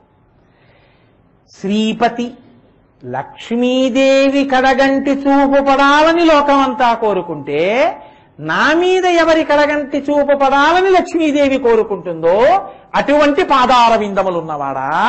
అంటే ఎంత గొప్ప పాదములయ్యా నీవి, శ్రీకి కారణములవి. ఆ పాదములను దర్శనం చేస్తే చాలు నీకు కావలసినవన్నీ నీకు లభ్యం అవుతాయి. ఆ శ్రీలోనే సమస్తము ఉన్నాయి. శకార రకార ఈకారములు శాక్తేయ ప్రణవం అవి. అందులో లేనిదేం లేదు, సమస్తం ఉన్నాయి. అందుకే మనుచరిత్ర ప్రారంభం చేస్తే అల్లసాని పెద్దనగారు శ్రీవక్షోజకురంగనాభనదపై జన్నందలంబోదరాదేవిం తత్కమలా సమీపమునపీతి నిలిపినాడో జనంగ వందారు సనందనాది నిజభక్త శ్రేణి కిందోచురా జీవక్షుండు కృతార్థు చేయి శుభదృష్టిని కృష్ణరాయాధిపున్నంటూ శ్రీకారంతో మొదలుపెట్టాడు. శ్రీ శాక్తేయ ప్రణవం. అటువంటి శ్రీకారం లక్ష్మీదేవిని సూచిస్తుంది. శ్రీ సూక్తం అని కదండి అంటాం, పరాశక్తి. అటువంటి లక్ష్మీదేవి ఆయన చూడాలని కోరుకుంటుంది. ఆయన చూడాలని కోరుకునేటటువంటి లక్ష్మి ఆయననే చూస్తూ ఉంటుంది. ఆయననే చూస్తున్న అమ్మ ఏం చేస్తూ ఆయన చూడాలని కోరుకుంటుంది? ఆయన ఇడి తిరిగితే అటు ఆయన కళ్ళ ముందుకు వెళ్ళి నన్ను చూస్తే బాగుండు, నన్ను చూస్తే బాగుండు అందో. ఆవిడ ఏం చేస్తుందో తెలుసా అండి? ఆయన కాళ్ళ దగ్గర కూర్చుంటాడు. ఇది మీరు చాలా చమత్కారం అవసరమండి. ఇది మీరు పట్టుకోవాలి రహస్యం. లక్ష్మీదేవి రిజర్వ్ చేసేసుకుంది ఆ స్థానం, ఇంకెవరికి లేదు అది. ఎందుకంటే భాగవతంలో వ్యాస భగవానుడు నవవిధ భక్తులు అని ప్రహ్లాదోపాఖ్యానంలో చెప్పారు. శ్రవణం కీర్తనం విష్ణోః స్మరణం పాదసేవనం అర్చనం వందనం దాస్యం సఖ్యం ఆత్మ నివేదనం. ఇందులో శ్రవణం వినడానికి పరీక్షిత్, కీర్తనం పరవశించి చెప్పడానికి శ్రీశుకుడు, స్మరణం ప్రహ్లాదుడు, పాదసేవనం లక్ష్మీదేవి, అర్చనం పృథుమహారాజు, వందనం అక్రూరుడు, అర్చనం వందనం దాస్యం హనుమ, సఖ్యం అర్జునుడు, ఆత్మనివేదనం బలిచక్రవర్తి. 9 రకాల భక్తులకి 9 ప్రతినిధులు. అందులో పాదసేవనం ఎప్పుడూ శ్రీ మహావిష్ణువు యొక్క పాదములను సేవించడానికి లక్ష్మీదేవి మిక్కిలి కుతూహలంతో ఉంటుంది. అందుకే కదండి సుప్రభాతం చదివితే మనం శ్లోకం చెప్తాం. లక్ష్మీ మహీత ధనురూప నిజానుభావ నీలాది దివ్య మహిషీకర పల్లవానాం ఆరుణ్య సంక్రమణత కిలసాంధ్ర రాగౌ శ్రీ వెంకటేశ చరణౌ శరణం ప్రపద్యే. నాకు ఎటువంటి పాదాలు కనపడుతున్నాయో తెలుసా వెంకటేశ్వర? లక్ష్మీ మహీత ధనురూప నిజానుభావ నీలాది దివ్య మహిషీకర పల్లవానాం. ఆయన ఇలా కాలు మీద కాలు పెట్టుకుని శేషశయనం మీద ఇలా తల కింద చేయి పెట్టుకో పడుకుంటే లక్ష్మీదేవి వచ్చి ఆయన పాదములు ఒత్తుదామని ఇలా 2 చేతులు వేసి అనుకుందిట. స్వామి 2 పాదములను పట్టడానికి నాకు అదృష్టం ఉండి 2 చేతులతో ఒక్క కాలే పట్టడం ఏమిటని తానే నీలాదేవి, తానే భూదేవి, తానే లక్ష్మీదేవి అయి నిజం కూడా అంతే. ఒక్క అమ్మవారే అన్ని రూపాల్లో ఉంటుంది. కైలాసే పార్వతీ పంచ క్షీరోదే సింధు కన్యకా స్వర్గే చ స్వర్గలక్ష్మిత్వం మత్స్యలక్ష్మిచ్చ భూతలే వైకుంఠే చ మహాలక్ష్మి దేవదేవి సరస్వతి గంగాచ సావిత్రి చ ఎక్కడెక్కడ ఏ పేరుతో ఉన్నా ఉన్నది ఒక్క తత్వమే ఉంటుంది. కాబట్టి ఇప్పుడు ఆవిడేం చేసింది? ఆవిడే లక్ష్మి, ఆవిడే నీల, ఆవిడే భూదేవి. ఇంతమంది అయిపోయి కూర్చుని ఆయన పాదాలు పడుతోందట. అసలే నల్లటి స్వామి, దాని మీద అమ్మవారి ఎర్రటి చేతులు, పైగా ఎర్రటి చేతులతో నొక్కుతోంది. నొక్కడం వల్ల చేతులలో ఉండేటటువంటి కాంతులు ఆయన కాళ్ళ మీద పడుతున్నాయి. ఈ వేళ్ల మధ్యలోంచి కాంతులు పైకొచ్చి స్వామివారి నల్లని పాదముల మీద పడుతుంటే ఎర్రని చేతుల కాంతులు ప్రతిఫలించినటువంటి నల్లని రూపమున్న కాళ్ళున్నవాడా, నీ పాదములకు నేను శరణాగతి చేస్తున్నానన్నారు. లక్ష్మీ మహీతడు రూప నిజానుభావ నీలాది దివ్య మహిషీకల పల్లవానాం ఆరుణ్య సంక్రమణ తక్కిల సాంద్ర రాగౌ శ్రీ వెంకటేశ చరణౌ శరణం ప్రపద్యే. ఆవిడ ఎప్పుడూ పాదాల దగ్గర కూర్చుని పాదాలు ఒత్తుతూ ఉంటుంది. ఈ పాదాలు ఒత్తేటటువంటి లక్ష్మి మీకు కనపడితే ఏ స్వరూపం మీ కంటి ముందు కనపడుతుందో చూడండి. శంకరాచార్యుల వారు చెప్తున్నది అయ్యవారి పాదాలు, మీకు చూపిస్తున్నది లక్ష్మీ సహితుడైన నారాయణుణ్ణి. ఎందుకని? శ్రీపతి అని కదా అన్నారు, విష్ణు అనలేదు. లక్ష్మీదేవి భర్త అన్నారు. లక్ష్మీదేవి భర్త అన్నప్పుడు లక్ష్మీదేవి పాదములు ఒత్తుతున్నటువంటి స్వరూపం మీకు ఒక్కసారి అలా కనపడుతుంది. లక్ష్మీనారాయణ దర్శనం అంటే సాక్షాత్ జగత్తులో తల్లిదండ్రుల యొక్క దర్శనం కదండి అది. ఆ పాదములు ఒత్తుతున్నటువంటి లక్ష్మీదేవి యొక్క దర్శనం చేసినంత మాత్రం చేత మీకు ఐశ్వర్య సమృద్ధి కలుగుతుంది. పైగా అక్కడ ఉన్న ఇంకొక చమత్కారం ఏమిటో తెలుసా అండి? ఆమె అలా పాదములు ఒత్తుతున్నప్పుడు శేషశయనం మీద పడుకుని ఉంటాడు. ఆ శేషశయనం పాలసముద్రంలో ఉంటుంది. ఇప్పుడు పాలసముద్రంలో ఉన్న శేషశయనం మీద పడుకున్న నారాయణమూర్తి కాళ్ళొత్తుతున్న లక్ష్మీదేవితో కలిసి ఉన్నటువంటి రూపాన్ని మీరు భావమునందు దర్శనం చేస్తారు. శ్రీపతి అనడం వల్ల కాదు. ఇంకొక రహస్యం ఏమిటో తెలుసా అండి? అసలు మీరు భావంలో శ్రీపతి అన్న మాట ఆలోచన చేసి అటువంటి దృష్టికోణం మీకు ఏర్పడగానే మీకు ఐశ్వర్యము కలగడానికి హేతువైనటువంటి శక్తి కలుగుతుంది. ఎందుచేత అంటారేమో, లక్ష్మీదేవి ఉండేటటువంటిది 5 స్థానాలు. 5 స్థానాలు తప్ప ఇంకో స్థానం లేదు ఆవిడికి. అందులో మొదటిది ఆవు యొక్క వెనక తట్టు, ఏనుగు యొక్క కుంభస్థలం, 3వది పద్మంలో ఉంటుంది, 4 మారేడు దళం యొక్క పైభాగంలో ఉంటుంది, 5 వివాహమైపోయినటువంటి స్త్రీ అంటే సువాసిని యొక్క పాపట ప్రారంభ స్థానమునందు ఉంటుంది. అందుకే అక్కడ బొట్టు పెట్టకుండా ఉండరు. తనోతు క్షేమన్న స్తవవదన సౌందర్యలహరి అని దాని మీద శంకరాచార్యులు వారు స్తోత్రం చేశారు సౌందర్యలహరిలో. అందుకని పాపట ప్రారంభ స్థానం. ఈ 5 లక్ష్మీదేవి యొక్క నివాస స్థానములు. అటువంటి నివాస స్థానమును చూసినంత మాత్రము చేతనే లక్ష్మీ కటాక్షం కలిగితే, నారాయణమూర్తిని సేవిస్తున్నటువంటి లక్ష్మిని చూస్తే లక్ష్మీనారాయణుల ఇరువురి అనుగ్రహం కలుగుతుంది. దానితో పాటు మీకు ఇంకొక లబ్ధి చేకూరుతుంది. ఏమిటో తెలుసా అండి? ఆ లబ్ధి దాంపత్యమునందు అరెమరిక లేకుండా బ్రతకగలిగినటువంటి చక్కటి సహజీవనం అబ్బుతుంది. ఎందుకో తెలుసా? లక్ష్మీదేవి తనంత తానేం కోరుకుంది? ఆయన పాదసేవనం కోరుకుంది. ఆవిడ కాళ్ళొత్తుతూ ఉంటుంది ఎప్పుడు. ఆయన ఎక్కడ పెట్టుకున్నాడు? ఆవిడ్ని గుండెల్లో పెట్టుకున్నాడు. ఆవిడ కాళ్ళొత్తుతానని కూర్చుంటే భర్త ఎక్కడ పెట్టుకున్నాడు? గుండెల్లో పెట్టుకున్నాడు. భార్య భర్తని అనుగమిస్తే ఏదో దాసిలా ఏం చూడగలదు, ఆయన గుండెల్లోకి చేరగలదు. ఇది మీకు కాళ్ళొత్తుతున్న లక్ష్మిని చూసినప్పుడు దాంపత్యంలో ఉండే రహస్యం ద్యోతకం అవుతుంది. నిజంగా పురుషుడు ఎంత గొప్ప స్థానం ఇస్తాడో భార్యకి, అనువర్తించే భార్యని పురుషుడు నెత్తి మీద పెట్టుకుంటాడు, గుండెల్లో పెట్టుకుంటాడు. మూక పంచశతిలో మూకశంకర్లు ఇదే అంటారు. కాబట్టి శ్రీపతి ఒక్క మాటలో ఎన్ని రహస్యాల్ని శంకరాచార్యులు వారు దాచారో చూడండి. కాబట్టి శ్రీపతి పదారవిందే, అరవిందే అంటే పద్మం కదండి, ఆ పద్మం లక్ష్మీదేవికి స్థానం కూడా. శ్రీపతి పదారవిందే, ఆ భగవానుడైనటువంటి విష్ణువు యొక్క పాదపద్మములను చూడు, ఆ పాదపద్మములకు నమస్కరించు. అయితే ఇది ఏమండి ఎందుకంటే అంత అల్లరి పడిపోయారు మీరు? ఇలా చెప్పేస్తే అయిపోతుంది కదా. శ్రీపతి పదార విందే అంటే శ్రీ మహావిష్ణువు యొక్క పాదములకు నమస్కరించు అని ఒక మాట అనేసి ఉంటే ఈ పాటకి శ్లోకం అయిపోయేది కదరా అనొచ్చు మీరు. కానీ నేను మీకు మొదట్లోనే మనవి చేశా, శ్రీపతి పదార విందే అంటే చూడడం అంత తేలిక కాదు. మీ మనసు నైర్మల్యంతో భక్తితో నిండిపోయిన నాడే మీకు కనపడుతుంది. మీకు నేను ఒక యథార్థం చెప్తాను, గమనించండి. పరాశర భట్టర్లని ఒక మహానుభావుడు, ఆయన ఒకానొకప్పుడు శ్రీరంగంలో లక్ష్మీదేవి యొక్క దేవాలయానికి వెళ్ళారు. అమ్మవారు ఏం చేసింది, ఇలా 2 కాళ్ళు దగ్గరికి పెట్టుకుని పద్మాసనం వేసి కూర్చుంది. ఆయన దోసిట్లో పువ్వులు పట్టుకుని వెళ్ళారు. పట్టుకుని వెళ్ళి ఆయన అన్నారు, అమ్మా నేను నీ పాదాల మీద పువ్వులు వేద్దామని వచ్చాను, నువ్వు పద్మాసనం వేసు కూర్చున్నావు. వేసు కూర్చున్నప్పుడు నీ పాదములు కనపడవు, ఎందుకంటే చీర ఇలా కప్పేసి ఉంటుంది.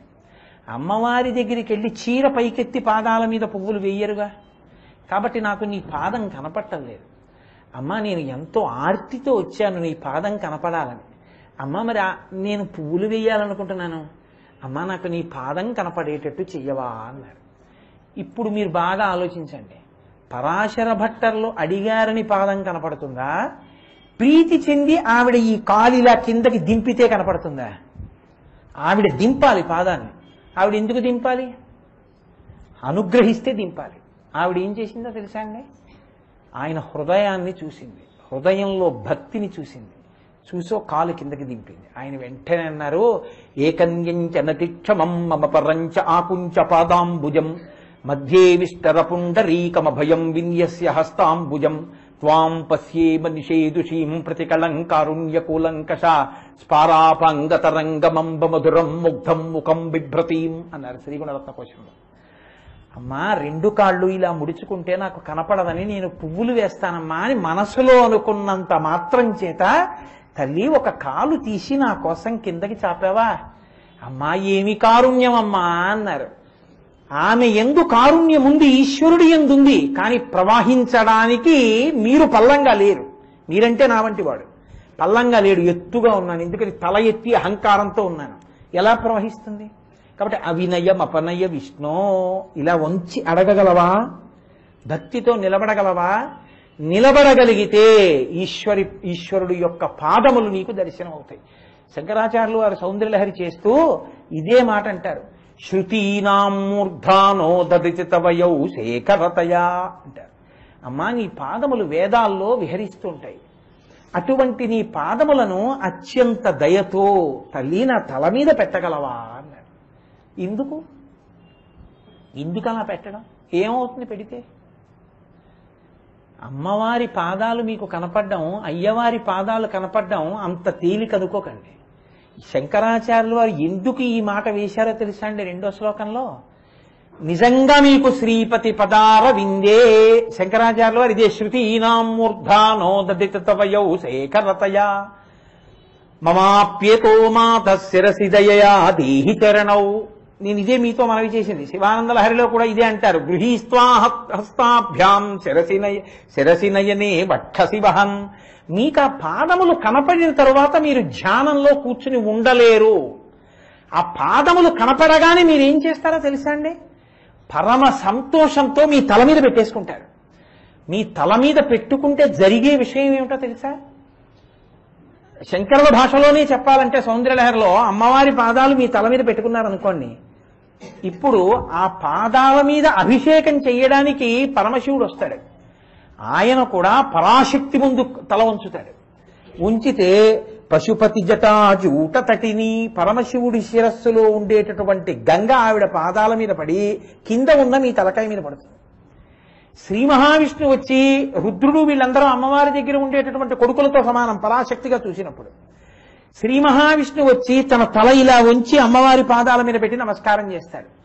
అప్పుడు ఆయన కిరీటంలో ఉండేటటువంటి మణుల కాంతి ఆ పాదముల మించి మీ తల మీద పడుతుంది. అమ్మవారి పాదాలు తల మీద పెట్టుకున్నంత మాత్రం చేత మీకు ఇన్ని ప్రయోజనాలు వస్తున్నాయి. అలాగే మీరు భగవంతుని యొక్క పాదములను తల మీద పెట్టుకోవడం అన్నది జరిగిందనుకోండి, నిజంగా ఒక్కసారి ధ్యానంలో కనపడ్డాయనుకోండి, మీరు ఊరుకుంటారండి? ఇలా చూసేగా బాగానే ఉందిలేండి అంటారా? అనరు.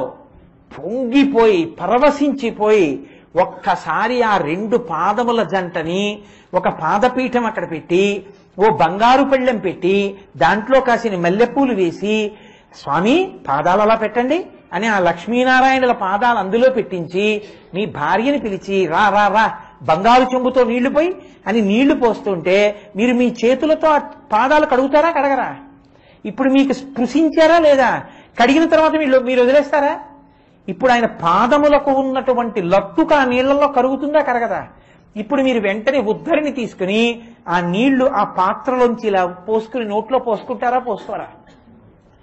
ఈ దర్శనాలన్నీ ఎందుకు వస్తాయో శంకరాచార్యులు వారి సౌందర్యలహరిలో చెప్పారు. కదా కాలే మాత కదయ కలిత లక్తకరసం పిబేయం విద్యార్థి తవ చరణ నిర్ణేజన జలం. ఆ కాళ్ళు కడిగిన నీళ్లు మీరు ఇలా ఉద్ధరణితో పోసుకుని తాగారనుకోండి, అంతే. ప్రకృత్యామూకానామపి చ కవిత కారణతయా. అసలు పుట్టుకతో మూగివాడికి కూడా అద్భుతమైన కవిత్వం వచ్చేస్తుందంటే ఇంకా ఇటువంటి ధారణాశక్తి కాదు, అటువంటి వాగ్వైభవం వచ్చేస్తుంది. ఎందుకని? ధ్యానమునందు పరమేశ్వరుడి పాదములు కడిగిన నీళ్లు తాగాడు. ఆ నీళ్లు తాగిన శక్తి అలా పొటమరిస్తుంది ఆయన యందు. ఇంత శక్తి రావడానికి కారణం, ఇన్ని శక్తులు భాషించడానికి కారణం ఆ ఒక్క పాదముల జంట దర్శనం. మీరు చూస్తే విడిచిపెట్టలేంది. మీ మనవడు ఏదో ఒక ఏడాది పోయిన తర్వాత మనవడు అమెరికాలో పుట్టాడని మీకు తెలిసింది. ఏడాది అయిపోయింది, 2 ఏళ్ళు అయిపోయింది, 3 ఏళ్ళు అయింది. ఇప్పుడు మీ అమ్మాయి అల్లుడు మనవడు కలిసి విమానం దిగారు. మీరు ఇలా చూసి నా మనవడు బాగున్నాడే అంటారా? అనరు కదా. వాడు వాళ్ళ అమ్మ వంక విచిత్రంగా చూస్తూ ఈయనెవరు అని చూస్తుంటే నాన్న తాతగారు రా తాతగారు అంటే వాళ్ళకి అర్థం కాదుగా. ఈజ్ యువర్ గ్రాండ్ ఫాదర్ అనాలి. అన్న తర్వాత మీరు వాడిని ఎత్తేసుకుని ముద్దులు పెట్టేసుకుని వాడిని ఇలా గట్టిగా కౌగలించేసుకుని పాదాలన్నీ నా పోలికలేనే వీడికి అని వాడి పోలికలు తీసేసుకుని వాడి వీపు ముద్దెట్టేసుకుని గుండెలు ముద్దెట్టేసుకుని బుగ్గలు ముద్దెట్టేసుకుని వాణ్ణి ఆశాంతం అసలు ఇలా తినేసినట్టుగా ఆనందాన్ని పొందేస్తారా పొందరా? లౌకికంగా మీ మనవడగడితే కనపడితేనే అంత ప్రేమ పొందితే శ్రీపతి పదార విందే అవే సామాన్యమైన పాదాలు కావు, పరమేశ్వరుడి పాదాలవి. అవి కనపడితే మీరు ఎలా ఊరుకుంటారండి? ఆ పాదం అందుకు అలా పడింది. శ్రీపతి పదార విందే. ఆ పాదముల జంట కనపడిందా ఆనందపు ఝరి. ఆ కాళ్ళు కడిగేస్తారు, తీర్థం బుచ్చేసుకుంటారు, తల మీద పెట్టేసుకుంటారు, కళ్ళకు అద్దేసుకుంటారు, గుండెల మీద పెట్టేసుకుంటారు, చేతుల్లో పట్టేసుకుంటారు. ఇంకా ఆనందం విసుగన్నది ఉండదు. ఇది సచ్చిదానందే. ఈ ఆనందం ఎలా ఉంటుందంటే 4వ బొబ్బట్టు దగ్గర 5వ బొబ్బట్టు తినడం వల్ల వచ్చిన విసుగులా ఉండదు. అవి ఎన్ని చేసేస్తుంటాడో ఇంకా పాదాలను పట్టుకుని ఆ గోల్డ్ ఇలా ఇలా అద్దేసుకుంటాడు, ఆ పాదాల దగ్గర వాసన చూసేస్తాడు. అబ్బా తండ్రి ఎన్నాళ్ళకు కనపడ్డాయ్యా, ఎన్నాళ్ళు క్షీరోధన్వత్ ప్రదేశే శుచిమండి విలసత్సైకతే మౌక్తికానాం అని పీఠిక చెప్పాను. ఇన్నాళ్ళకి కనపడ్డాయా, నా జన్మ ధన్యమైపోయింది తండ్రి అని పొంగిపోయి ఓ ఇలా ఇలా ఇలా ఇలా కుక్క పిల్ల యజమానిని చూసి పొర్లేసినట్టు పొర్లేరు. శ్రీపతి పదార విందే అని ఎలా వదిలేస్తారండి ఆ శ్లోకంలో? ఆ శ్రీపతి పదార విందే దివ్యధునీమకరందే. అది ఆ శ్లోకానికి ఉన్న గొప్పతనం. ఒరే ఆనందపు పొంగురా, అవి చూస్తే నువ్వేం ఇలా కూర్చోలేవు. అలా అని పైకి లేచి ఆడతావనుకుంటున్నావా? ఆ ఆట పైకే ఉండదు, శరీరంలో కదలిక ఉండదు. మీకు చెప్పాగా యోగరత్నావళి. గాత్రం యదామమ లతాహ పరివేషయంతి కర్ణే యదాహ విరచయంతి ఖగాశ్చ నీడాస్. మీలో మీరు అంతర్ముఖులైపోతారంతే. అంతర్ముఖులైపోయే ఆ ఆనందంతో ఆ తన్మయత్వంతో ఎంతసేపు అనుభవించినా ఆ పాదములు ఆ పట్టుపంచి ఆ పాదాలు ఒత్తేసి తులసి వేసేసి పువ్వులు వేసేసి పూజ చేసేసి నమస్కరించేసి ఎంత ఆనందం పొందేస్తారు. అటువంటి ఆనందమును నువ్వు పొందాలని నువ్వు అనుకుంటున్నావా? నీకు చాలా సంతోషంగా ఉందా విని చూడాలని? ముందుని అడగడం, దాన్ని సాధించుకోవడం మర్చిపోకు. అవినయమపనయ విష్ణో శమయ దమయ మనః శమయ విషయ మృగతృష్ణాం. దాన్ని ముందు సాధించుకుంటే శ్రీపతి పదార విందే ఇది కూడా నువ్వు సాధించుకోగలుగుతావు. కాబట్టి ఇది శంకర భగవత్పాదుల యొక్క హృదయం. ఇలా అటువంటి పాదముల జంటని నువ్వు చూడడం మొదలుపెట్టు. ఇప్పుడు మీరు నన్ను ఒక ప్రశ్న అడుగుతారు, నాకు తెలుసు మీరు కొంచెం జాగ్రత్తగా పరిశీలన చేస్తే ఏమంటారంటే, బాగుందండి, పాదాలు కనపడ్డాయి, ఏదో తల మీద పెట్టుకుంటాను, గుండెల మీద పెట్టుకున్నాను, ఇలా ఇలా కళ్ళకు అద్దేసుకున్నాను, బాగుంది. దాని వలన ఫలితం అంటూ ఒకటి ఉండాలిగా. అది ఏ రూపంలో ఉంటుంది అంటే మీరు బాగా గుర్తుపెట్టుకోండి, దానికి ఫలితం ఏమిటో తెలుసా అండి? అందుకే అరవిందే అన్నారు. అరవిందం ఎప్పుడూ కూడా సూర్యస్పర్శకే విచ్చుకుంటుంది. సూర్యుడు ఉదయిస్తేనే పద్మం విచ్చుకుంటుంది. సూర్యాస్తమయం అయితే ఇక పద్మం విచ్చుకోదు, ముడుచుకుపోతుంది. అరవిందే అంటే భగవంతుని యొక్క పాదారవిందములు నీకు కనపడ్డాయి అంటే నీలో ఉన్నటువంటి జన్మజన్మాంతరముల చీకటి పోయింది. ఇంకా నీ అజ్ఞానము నశించిపోయింది. నువ్వెవరో నీకు తెలిసిపోయింది. జీవుడు జీవుడనుకుంటున్న నువ్వు జీవుడవు కావని, తత్వమసి మహావాక్యం చేత నీవే పరబ్రహ్మమవని, నీలో ఉన్న ఆత్మ ఆ శ్రీపతి రెండు కావని, ఒకటని నీలో నువ్వు రమించిపోతూ ఆ స్థితిలో యోగరతో వా భోగరతో వా సంగరతో వా సంగవిహీన యస్య బ్రహ్మణి రమతే చిత్తం నందతి నందతి నందచ్చేవ. నువ్వు ఆనంద సాగరమునందు ఓలలాడిపోతావు. సంసార సాగరత, ఈ సాగరంలోంచి బయటపడి ఆనంద సాగరములందు మునక వేస్తావు. ఇప్పుడేమైంది? ఈ శరీరంతో వచ్చావు కాబట్టి ఇది పడక తప్పదు. ఈ పడడమే చిట్ట చివరిసారి పడిపోవడం. ఇక ఈసారి పడిపోయినప్పుడు ఏడుస్తూ పడిపోవడం ఉండదు. అమ్మయ్యా ఎప్పుడు పడిపోతుందా అని చూస్తాడు. తాను పడగట్టకూడదా? అలా పడగొట్టకూడదు. ఇది శాస్త్ర విరుద్ధం. ఆచారం అని ఒకటి ఉంది కదండి. ఉన్నన్నాళ్ళు ఈశ్వరుణ్ణి లోపల అనుభవించు. ఈశ్వరుల్లో కలిసిపోయేటప్పుడు సాక్షిగా చూస్తూ దీన్ని పడగొడతాడు. మీకు బాగా అర్థం అవ్వాలి అంటే భగవాన్ రమణుల దగ్గరికి వెళ్ళి ఇదే అడిగారు. ఇది నేను కానప్పుడు దీన్ని ఉంచడం ఎందుకు, దీన్ని చంపితే ఏమవుతుందన్నారు. విస్తరి ఎందుకు వేసుకుంటావు? పెంటకుప్పలో పారాయడానికే. విస్తరి బీరువాలో పెట్టుకోరుగా మడిచి, పెంటకుప్పలో పారాయడానికే. అలా అని విస్తరి వేసుకోగానే పెంటకుప్పలో వేస్తావా? విస్తరి వేసుకోవాలి, నీళ్లు జల్లాలి, విస్తరంతా తుడుచుకోవాలి, పదార్థాలన్నీ వడ్డించాలి, ఆఖరణ నెయ్యి వెయ్యాలి, వేసిన తర్వాత నువ్వు పరిశేచనం చెయ్యాలి, నైవేద్యం పెట్టుకోవాలి, వ్యాహృతులు గుచ్చుకోవాలి, భోజనం చెయ్యాలి, ఉత్తరాపోసనం పట్టాలి, అప్పుడు ఆ విస్తరిని తీసుకెళ్లి పెంటకుప్పలో వెయ్యాలి. ప్రయోజనం పూర్తవ్వాలా? ఈ శరీరంతో నువ్వు వచ్చినందుకు ఈ శరీరంలో ఉన్న మనసుని, బుద్ధిని, ఇంద్రియాలని వాడుకుని నీవు అటువంటి ధ్యానం చేసి, ధ్యానములో ఈ ఇంద్రియాలని మనసుని వెనక్కి తెచ్చి భావమునందు పరమాత్మ యొక్క దర్శనం చేసి, ఆ దర్శనము చేత నువ్వు పునీతుడవై దీన్ని ఋతుమంతం చేసుకుని ఇందులో ఉన్నందుకు సార్థకత పొంది ఇది విస్తరాకు పడిపోయినట్టు పడిపోతే నువ్వు తొట్టటకు ఈశ్వరుడు ఎందుకు కలిసిపోతావు. అది సాధించుకోవడానికి దీన్ని ఋతుమంతంగా నువ్వు వాడుకోవాలి. అందుకు పగల భోజనం చేస్తే సత్యం తత్తేన పరిశించామి, రాత్రి పలహారం చేస్తే ఋతం త్వా సత్యేన పరిశించామి. నీళ్ళు అట్టించి అటు తిప్పుతాం, ఇప్పుడైతే ఇట్నుంచి అటు తిప్పుతాం. సత్యము ఋతమకుగాక, ఋతము సత్యమకుగాక అని అడుగుతాడు. అది తెలుసుకుని ప్రవర్తించగలిగినటువంటి విధానము, నీవు మళ్లీ పుట్టవలసినటువంటి అవసరము లేని స్థితి, ఇది నేననేటటువంటి అజ్ఞానముతో కూడిన చీకటి విచ్చిపోయి తమసోమా జ్యోతిర్గమయ మృత్యోర్మా అమృతంగమయ. మృత్యువునింటి అమృతత్వానికి, చీకటిలోంచి వెలుతురులోకి నువ్వు ప్రవేశించడానికి కావలసినటువంటి రాతబాట ఎప్పుడంటే శ్రీపతి పదార విందే. ఆ దర్శనమును నువ్వు పొందినప్పుడు, ఆ పాదములకు నువ్వు నమస్కరించినప్పుడు, అవి నీకు నీ చేత చూడబడాలని నువ్వు త్రికరణ శుద్ధిగా కోరుకున్నప్పుడు, ఆ భక్తి నీలో నిండి ప్రవహించినప్పుడు అప్పుడు అది సాధింపబడుతుంది. ఇప్పుడు ఈ పాదములలో ఏముంది? శంకరాచార్యులు వారి ప్రజ్ఞ ఎక్కడుందో తెలుసా అండి? అరవిందే అని కదా అన్నారు. అరవిందం అంటే ఇప్పుడు ఆయన పాదములు తామర పువ్వు. ఆయన పాదములు తామర పువ్వు అయితే తామర పువ్వులో తేనె ఉండాలిగా. మరి శ్రీపతి పాదములలో తేనె ఎక్కడుంది? దివ్యధునీ మకరందే, ఆకాశగంగ మకరందం అన్నారు. ఆయన పాదములందే అది జనించే. గయోపాఖ్యానంలో ఆయన ఏడుస్తాడు గైడు. పాతాళమునకేకి బ్రతుకవచ్చుటనన్న బలిచక్రవర్తినన్ పట్టి ఇచ్చు, స్వర్గలోకమునకేకి మనవచ్చుననుకొన్న సుత్రాముడాతని సోదరుడుండే, ఆకాశగంగలో అణిగియుండెదనన్న ఆయన పాదములందే అది జనించే అని ఏడుస్తాడు. ఎక్కడ దాక్కుంటాను, ఎక్కడ దాక్కున్నా ఆయనకి తెలిసిపోతుందంటే ఆకాశగంగ ఆయన పాదాల్లో పుట్టింది. ఆయన పాదాలలో పుట్టిన ఆకాశగంగ ఆయన పాదములనే తామర పువ్వులలో ఉన్న మకరందం.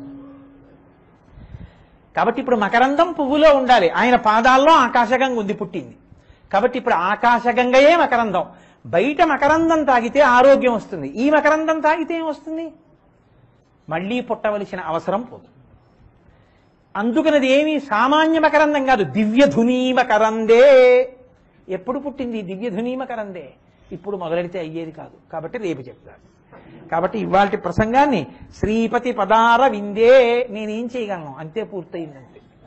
చాలు తృప్తి. ఈశ్వరుడు ఎంత ఇస్తే అంత అయిపోతుంది. 6 రోజుల్లో షట్పది అయిపోతుంది. దానికి ఏం బెంగేం పెట్టుకోక్కర్లేదు. షట్పది ఇప్పుడే అయిపోతుంది, 2 నిమిషాల్లో అయిపోవడం పెద్ద విశేషం కాదు.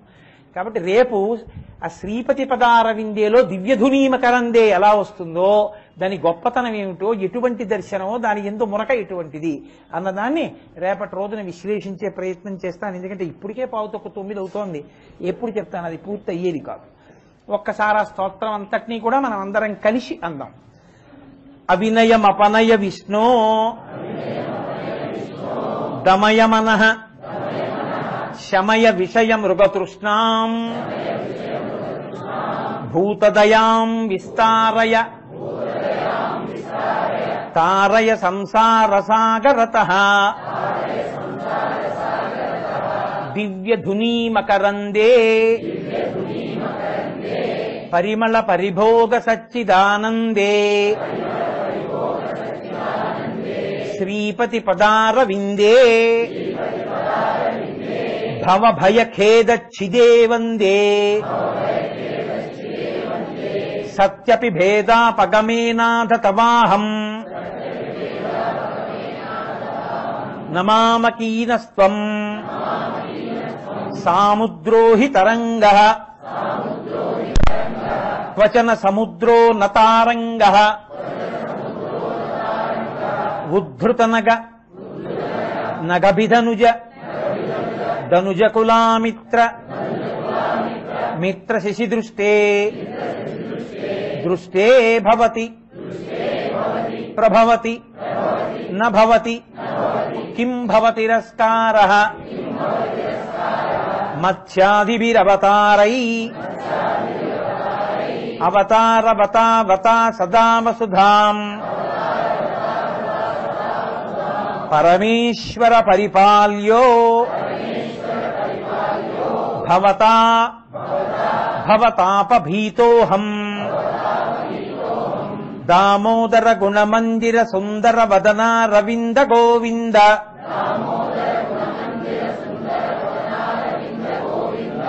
భవజలధి మదన మందర పరమందరమపనయతం మే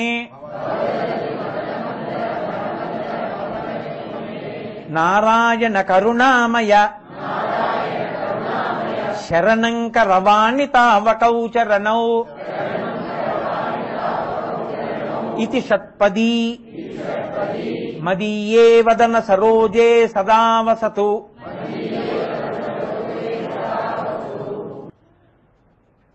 జగద్గురు శంకరాచార్య కృతమైన స్తోత్రంలో 2 శ్లోకాలు అని వ్యాఖ్యానాన్ని ప్రారంభం చేద్దాం. అవినయమపనయ విష్ణో దమయ మనః శమయ విషయ మృగతృష్ణాం భూతదయాం విస్తారయ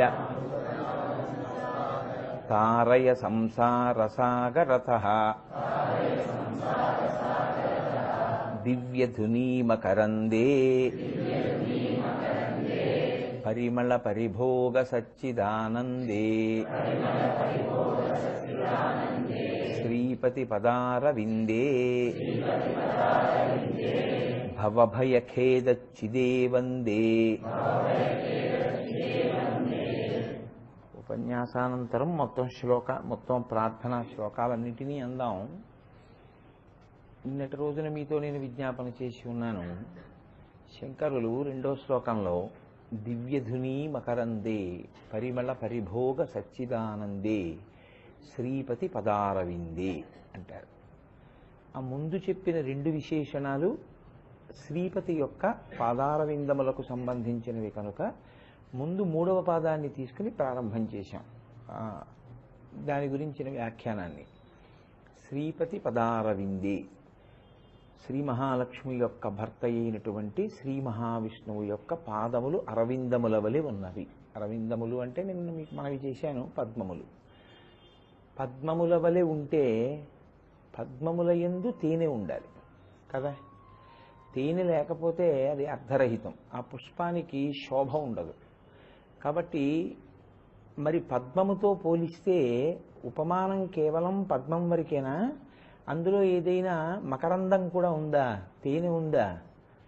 ఆ తేనె త్రాగటం కొరకు కదూ మనందరం మధుపములమై లేదా షట్పదులమై మనందరం కూడా వెళ్ళి దాని మీద వాలవలసి ఉంటుంది.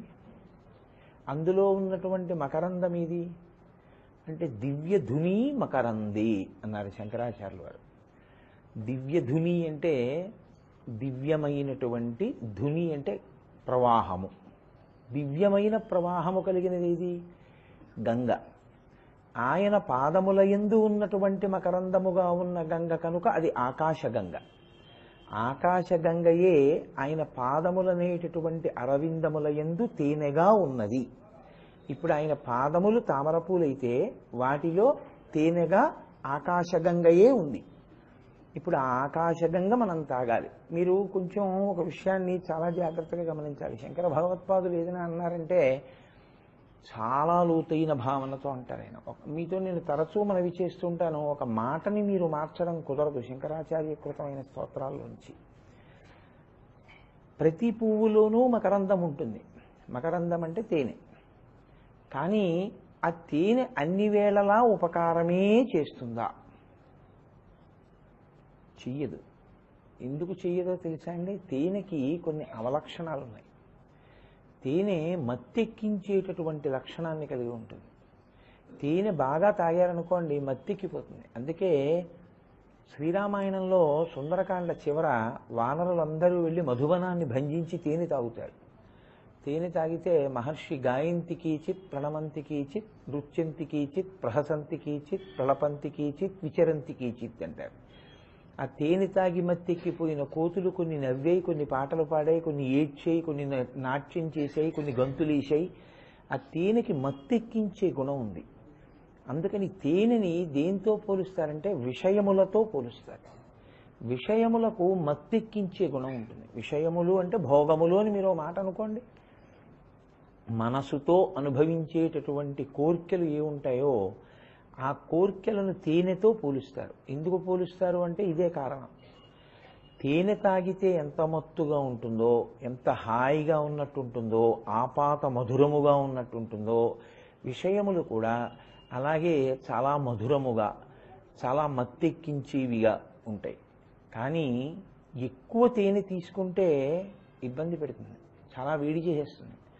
అందుకని తేనె ఎక్కువ తీసుకోకూడదు. మరి తేనెని సేకరించేటటువంటి గుణం ఉన్న ఒకటి ఉన్నాయి లోకంలో. అవి ప్రత్యేకంగా ఆ పేరుతోటే పిలువబడతాయి. తేనెటీగ అంటారు. తేనెటీగ దేనికి ప్రసిద్ధి అంటే తేనెని సేకరించి నశించిపోవడానికి ప్రసిద్ధి. తేనెని స్వీకరించి తేనెని సేకరించినటువంటి తేనెటీగ జీవితంలో బాగుపడదు. ఎందుకు బాగుపడదో తెలుసా అండి? ఒక్కటే కారణం, దాని బతుకంతా తేనె సేకరించడమే. దాని మీద నృసింహశతక కర్త పోలిక పోల్చి ఒక మాట కూడా అంటారు. లక్షాధికారైన తల్లి గర్భము నుండి ధనము తేడెవ్వడు వెళ్ళిపోయేడినాడు వెంటరాదు. లక్షాధికారైన లవణమన్నమే కాని మెరుగు బంగారంబు మింగబోడు. పొందుగా మరుగైన భూమి లోపల పెట్టి దాన ధర్మము లేక దాచి దాచి తుదకు దొంగలకిత్తురో దొరలకవునో. తేనె జుంటీగలీయవా తిరువరులకు భూషణ వికాస శ్రీధర్మ పురనివాస దుష్ట సంహార నరసింహ తురిత దూర అంటారు. తేనెటీగ పుట్టింది మొదలు దాని పని ఏమిటంటే ప్రతి పువ్వు మీదకి వెళ్ళి చుక్క చుక్క చుక్క చుక్క మకరందాన్ని పట్టుకొస్తుంది. పట్టుకొచ్చి చాలా కష్టపడి మైనంతో గదులు నిర్మాణం చేసి అందులో తేనెని దాస్తుంది. కారిపోకుండా గదులన్నీ మూస్తుంది. తేనె పట్టు బాగా తేనెతో నిండింది అని తెలుసుకున్న తరువాత ఒక వ్యక్తి ఏం చేస్తాడంటే ఆ తేనెటీగల పని ఏమిటంటే తేనె పట్టుని రక్షించుకోవడమే. అంత లోభత్వంతో ఉంటాయి ఆ తేనె యందు. వ్యక్తులు మరణిస్తారు కూడా తేనెటీగలు కుడితే. అందుకని అవి పగపట్టే లక్షణంతో కూడా ఉంటాయి, వెంటపడి కరుస్తాయి. అందుకని వాళ్ళు ఏం చేస్తారంటే ఒక నెగడు అంటే ఒక మంట పొగ ఎక్కువ వచ్చేటటువంటి రీతిలో మంటని ఏర్పాటు చేసి వెలిగించి పారిపోతారు. మంటకి రాజుకునే గుణం ఉంటుంది కదా, అది రాజుకుని ఆ వేడి పొగ వదులుతుంది పైకి. ఈ పొగకి తట్టుకోలేక ఈ తేనెటీగలన్నీ వెళ్ళిపోతాయి గూడు విడిచిపెట్టి. వెళ్ళిపోయి అవేం బుద్ధి పొందవు, మళ్ళీ ఇంకో పట్టు పెడతాయి. ఈయనేం చేస్తాడంటే మర్నాడు వస్తాడు, తేనెటీగలు ఏం లేవు, అన్నీ మంటకి పొగకి వెళ్ళిపోయాయని గుర్తిస్తాడు. గుర్తించి ఆ తేనె పట్టుని తీసేస్తాడు. తీసేసి అది ఎంత కష్టపడి కడుతుందో గదులు, ఆ గదుల నిండా వాటి గుడ్లవి కూడా ఉంటాయి. ఆ పట్టుకుని పిండేస్తాడు. పిండేస్తే అందులో ఉన్న తేనెంతా పాత్రలోకి కారిపోతుంది. ఆ తేనె పట్టులో ఉన్నటువంటి తేనె సంపాదించడానికి ఒక తేనెటీగ తన జీవిత పర్యంతంలో ఎన్ని గంటలు కష్టపడి ఎన్ని పువ్వుల్లోంచో చుక్కా మకరందాన్ని తీసుకొచ్చి దాస్తుంది. ఇంత దాచినటువంటి తేనెటీగ తన జీవితంలో తాగినది ఏది ఉండదు, అది పెద్ద అనుభవించింది ఏమి ఉండదు. తేనె మీద మమకారం నుండి ఎప్పుడూ తేనె కోసం ప్రయత్నించేటటువంటి తేనెటీగ బాగుపడిన దాఖలాలు లేవు కదా.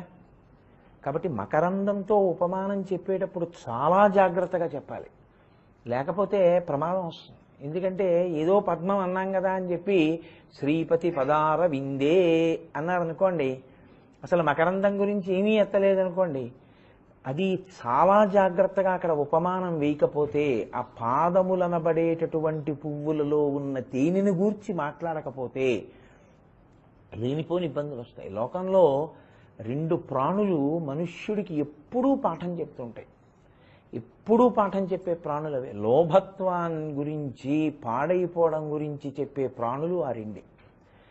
ఒకటిది తేనెటీగ, రెండోది పట్టుపురుగు. పట్టుపురుగు జీవితాంతం పరిశ్రమిస్తుంది, ఆ మల్బరీ ఆకులన్నీ తింటుంది. తిని దాని నోట్లోంచే పట్టు దారాన్ని విడిచిపెడుతుంది. విడిచిపెట్టి ఒక కాయలో తాను పడుకుని ఆ పట్టు దారాన్నంతటినీ విడిచిపెడుతుంది. విడిచిపెట్టి ఆ కాయ చుట్టూ చుట్టుకుంటుంది. చుట్టుకుని చాలా మెత్తగా ఉందని ఆ కాయ మధ్యలో పడుకుంటుంది. ఇప్పుడు ఇది ఇంకా తినడం ఆపేసింది, ఇంకా పట్టు దారాన్ని విడిచిపెట్టట్లేదు, నిద్రపోతోందంతే. ఇంకా ఇది పట్టు దారాన్ని వదలదని తెలుసుకుంటాడు. తెలుసుకుని ఏం చేస్తాడంటే ఈ పట్టుకాయలన్నీ తీసుకెళ్లి మరుగునీళ్ళలో పడేస్తారు. పడేస్తే ఆ కాయలో ఉన్నటువంటి పురుగు బయటికి రాలేదు, ఎందుకంటే తానే అల్లుకుంది పట్టుదారాన్ని. బయటికి రాలేక ఆ మరుగునీళ్లలో గిలగిల తన్నుకుని ఉడికిపోయి చచ్చిపోతుంది. చచ్చిపోయిన తర్వాత కండి తీసేటటువంటి ఆ రాట్న ఉంటుంది, యువతల సూదికి ఆ కండి పెట్టి దారాన్ని తిప్పి లాగేస్తారు. కాయ ఒక్కటే మిగిలిపోతుంది. ఈ కాయలు ఏం చేస్తారంటే బయట విసిరేస్తారు. కాకులు తినేస్తాయి ఆ పురుగుల్ని, ఉడికిపోయి ఉంటాయి కదా, కాకులు తింటాయి. తాను కష్టపడి పట్టు పురుగు దారాన్ని తన చుట్టూ చుట్టుకుని దాంట్లో పడుకున్నటువంటి పాపానికి పట్టు దారం కోసం ఎన్ని పట్టు పురుగులు చచ్చిపోతాయో. అందుకే పెద్దలు మాట చెప్తారు, పుణ్యకార్యం చేసేటప్పుడు పట్టుబట్ట కట్టుకోకండి అని చెప్తారు. ఎందుకో తెలుసా అండి, ఒక్క పట్టు పంచ కట్టుకోవాలంటే ఎంత హింస జరుగుతుందో. అంత హింస జరిగితే ఓ పట్టు పంచో ఓ పట్టు చీరో వస్తుంది. ఇప్పుడు నేను ఇలాంటి ఉపన్యాసాలు చెప్తే బహుశా పట్టు చీరలు పట్టు పంచల వ్యాపారాల వాళ్ళు నా మీద ఏమిటి అఘాయిత్యం అంటారేమో, కానీ పట్టు పంచ పట్టు చీర విశేషమైనటువంటి హింసతో కూడి ఉంటాయి. ఒక్కొక్కసారి అవి కట్టుకుని చేసేటటువంటి పని యందు బుద్ధి లగ్నం కాదు కూడా. ఎందుచేత అంటే దాని యందున్నటువంటి హింస మీ మనసు మీద ప్రభావం చూపిస్తుంది. అందుకే పెద్దలు ఏం చెప్తారంటే ఎప్పుడైనా ఏదైనా దీక్ష తీసుకున్నా, ఏదైనా ముఖ్యమైన కార్యంలో ఉన్నా పట్టుబట్టెందుకయా, మడిబట్ట కట్టుకో నూలు బట్ట అంటారు. ఇదే కారణం. కంచికామకోటి పీఠాధిపతులు చంద్రశేఖరేంద్ర సరస్వతి స్వామి తరచు చెప్పేవారు, పట్టుబట్టలు కట్టుకోకండి అని చెప్పేవారు. పట్టుపురుగు మనకి జీవితంలో ఒక మార్గం చెప్తుంది, తేనెటీగా మార్గం చెప్తుంది. మరి ఇప్పుడు శంకరాచార్యుల వారు శ్రీపతి పదారవిందే, శ్రీ మహావిష్ణువు యొక్క పాదములను అరవిందములతో తామర పూలతో పోల్చారు. తామర పూలతో పోల్చినప్పుడు తామర పువ్వుకుండవలసిన గొప్ప సొబగు దాని తేనె. కానీ ఇప్పుడు ఆ తేనెయందు నాకు వ్యామోహము అని మీరు అన్నారనుకోండి, తేనెయందు వ్యామోహము అన్న మాట కొంచెం ప్రమాదకరంగా అనిపిస్తుంటుంది. ఎందుకంటే తేనెటీగని వాటిని జ్ఞాపకం చేస్తుంది. ఇప్పుడు వ్యామోహము ఉండాలి శ్రీపతి పాదముల యందు, కానీ మీరు ఆ వ్యామోహంతో అక్కడ చేరితే తాగేటటువంటి తేనె మీకు ప్రమాదం తేనిది అయి ఉండాలి కదా. అటువంటి తేనె చూపించాలి. ఇప్పుడు అటువంటి తేనె చూపించాలంటే ఆయన యొక్క కవితాశక్తి, ఆయన యొక్క అద్భుతమైన మేధస్సు అనన్య సామాన్యం. శంకర భగవత్పాదులు లాంటి కవి లోకంలో ఉండరు. ఆయన అన్నారు దివ్యధుని మకరంది అన్నారు. ఉందయ్యా మకరందం, కానీ అది ఏమిటో తెలుసా, అది దివ్యధుని అన్నారు. దివ్యధుని అంటే దివ్యమైన. దివ్వన్న శబ్దానికి సంస్కృతంలో ప్రకాశించుట, క్రీడించుట అని అర్థాలు. అందుకే దివ్వన్న మాటలోంచే దేవి అన్నది వచ్చింది. అంటే క్రీడించి ప్రకాశించడం. క్రీడించి ప్రకాశించగలిగినటువంటి స్వరూపమై మీకు ఏదో ఉపకారము చేస్తూ ఉంటుంది. అందులో ఉండేటటువంటి ధుని అంటే ప్రవాహం. శంకరుల గొప్పతనం ఎక్కడుంటుందో తెలుసా అండి, ఆయన తిన్నగా మీకు విషయాన్ని అందించేయరు. మరీ చంటి పిల్లాడికి పెట్టినట్టు బాగా అన్నం నలిపేసి మీ నోట్లో ఏం పెట్టరైనా. కొన్ని ఏం చేస్తారంటే మిమ్మల్ని ఆలోచించమని వదిలిపెట్టేస్తారు. ఎందుకు అలా విడిచిపెడతారు అంటారేమో. మీరు దాని మీద బాగా ఆలోచన చేశారనుకోండి, ఇది ఇక్కడ ఎలా వస్తోంది, ఇక్కడ ఏం చెప్తున్నారు ఆయన దివ్యధుని అంటే ఏమిటా దివ్యధుని అని మీరు ధుని అనేటప్పటికీ అసలు ధుని అంటే ఏమిటో మీకు తెలియలేదు అనుకోండి, మీరు ఏ అమరకోశమో చూసుకోవాల్సి ఉంటుంది. ధుని అంటే అమరకోశమైనా ఏం చెప్తుందంటే వాయువు చేత కదిలే ప్రవాహం ఉన్నది అని చెప్తుంది. ఇప్పుడు అది దివ్యధుని, దివ్యమైనది అంటే మిమ్మల్ని తరింప చేయగలిగినటువంటి ప్రవాహము. ఏమిటది అంటే అదేమిటో తెలిసి ఉండాలి కదా. ఆయన పాదములలో ఉన్న ప్రవాహం ఏముంటుంది, పాదములలో ప్రవాహం ఏముంటుంది అది మీకు తెలిసి ఉంది. పోనీ ఏదో చెప్పారు ఎవరో, గంగండి, ఆకాశగంగ ఆయన పాదముల యందు పుట్టింది అన్నాను అనుకోండి. గంగ పాదములలో ఎలా పుడుతుందండి? అలా ఉండదు కదా లోకంలో. గంగ పాదాల్లోంచి ఎందుకు వస్తుంది? అప్పుడు మీకు మళ్ళీ అలా రావలసినటువంటి సందర్భం ఎక్కడొచ్చిందో మీరు స్మరించవలసి ఉంటుంది కదా. అంటే అది కుతూహలము అనో మాట ఉంటుంది. కుతూహలము అంటే ఉత్సుకత, తెలుసుకోవాలి, సమగ్రంగా తెలుసుకోవాలనేటటువంటి ఆలోచన. అది ఉందనుకోండి వాళ్ళు తరిస్తారు. అందుకే శంకర భగవత్పాదుల యొక్క సాహిత్యాన్ని మీరు జాగ్రత్తగా పరిశీలిస్తే ఆయన కొన్ని చెప్పరు, చెప్పకుండా మీకు విడిచిపెట్టేస్తారు. నేను మీతో పరమ యథార్థం మనవి చేస్తున్నాను, మీరు దాన్ని కరెక్ట్గా తెలుసుకోవాలి అనుకుంటే మీరు తపస్సే చేయాల్సి ఉంటుంది. నేను మీకు ఒక ఉదాహరణ చెప్పాలంటే ఆయన సౌందర్యలహరిలో ఒక శ్లోకం చేశారు. భ్రువౌ భుగ్నీ కించిత్ భువన భయభంగ వ్యసనిని అంటూ మొదలుపెట్టారు. అందులో సవ్యేతరకర గృహీతం రతిపతేహే అని ఊరుకున్నారు. సవ్యేతరకర గృహీతం రతిపతేహే అంటే సవ్యము కాని చేతితో మన్మధుడు పట్టుకున్నాడు. సవ్యము కాని చెయ్యి అంటే ఏ చెయ్యి? సౌందర్యలహరిలో గొప్పతనం ఏమిటో తెలుసా అండి? ఏదో చెయ్యలేండి అంటే ఆ శ్లోకానికి తాత్పర్యం రాదు. నేను ఒకసారి అమలాపురంలో ఈ శ్లోకం మీద ఉపన్యాసం చెప్తే ఓ ఇంజనీరింగ్ చదువుకుంటున్న కుర్రాడు మర్నాడు చార్ట్ మీద నేను చెప్పింది అర్థం చేసుకుని వేసి పట్టుకొచ్చాడు దాని తాలూకా డ్రాయింగ్. నేను నిజంగా ఆశ్చర్యపోయా, అద్భుతం, ఆ పిల్లాడికి ఎంత బాగా అర్థమైందని. సవ్యము అంటే కుడి అనుకోండి, సవ్యము కానిది ఎడమ. సవ్యము ఎడమ అనుకోండి, ఎడమ కానిది కుడి. సంస్కృతంలో వచ్చిన పెద్ద సమస్య ఏంటంటే దక్షిణం అంటే కుడి, వామం అంటే ఎడమ. సవ్యం అంటే కుడా ఎడమ? మీరు ఎడం చేత్తో ఏదైనా ఇస్తున్నారు అనుకోండి, ఎడరా అపసవ్యంగాను సవ్యంగా ఇయ్యి అన్నారనుకోండి, కుడి చేత్తో ఇమ్మని. మీరు శివాలయంలోకి వెళ్ళారనుకోండి, అందరూ ఒక్కలా ప్రదక్షిణం చేయకూడదని చెప్తోంది శైవాగమం. బ్రహ్మచారి అయితే పూర్ణ ప్రదక్షిణం చేయాలి, సన్యాసి అయితే అపసవ్య సవ్యం చేయాలి, గృహస్థ అయితే సవ్యాపసవ్యం చేయాలి. కాబట్టి ఇప్పుడు సవ్యం అంటే శివాలయంలోకి వెళ్ళి ఏమంటే సవ్యం చేయండి అన్నాను అనుకోండి, నేను మీరు గృహస్థు కదా సవ్యాపసవ్యం చేయండి అన్నాను అనుకోండి, మీరు మీ ఎడం చేతి వైపుకు వెళ్ళాలి. ఎడం చేతి వైపుకు వెడితే సవ్య ప్రదక్షిణ అవుతుంది. అప్పుడు మళ్ళీ ఇలా తిరిగి వచ్చి కుడి పక్క కడితే అపసవ్యం అవుతుంది. సవ్యాపసవ్యం చేయండి అంటారు కుడి చేతి గృహస్థుని. ఇప్పుడు సవ్యం అంటే ఎడం చెయ్యింది, ఎడం చేయి కాంది కుడి చెయ్యింది, సవ్యేతరకరం. నేనన్నాను అదేమిటా సవ్యహస్తంతో ఇయ్యంటే కుడి చేత్తో ఇమ్మని కదా, అపసవ్యంగా ఇస్తే ఏంటి, సవ్యంగా ఇయ్యంటే కుడి చేత్తో కదా ఇవ్వాలి. అప్పుడు కుడి కాంది ఎడమైంది. ఇప్పుడు ఎడమ కుడే సవ్యేతరకర గృహీతం రతిపతేహే అంటే ఎడమ కాదు కుడంటే ఆ శ్లోకార్థమే పోతుంది. కుడి కాదు ఎడమంటే ఇంకోలా వస్తుంది. అసలు మన్మధుడు ఏ చేత్తో పట్టుకున్నాడు అన్నది మీరు ఆ శ్లోకాన్ని ఎంత గింజుకోండి మీకు అర్థం కాదు.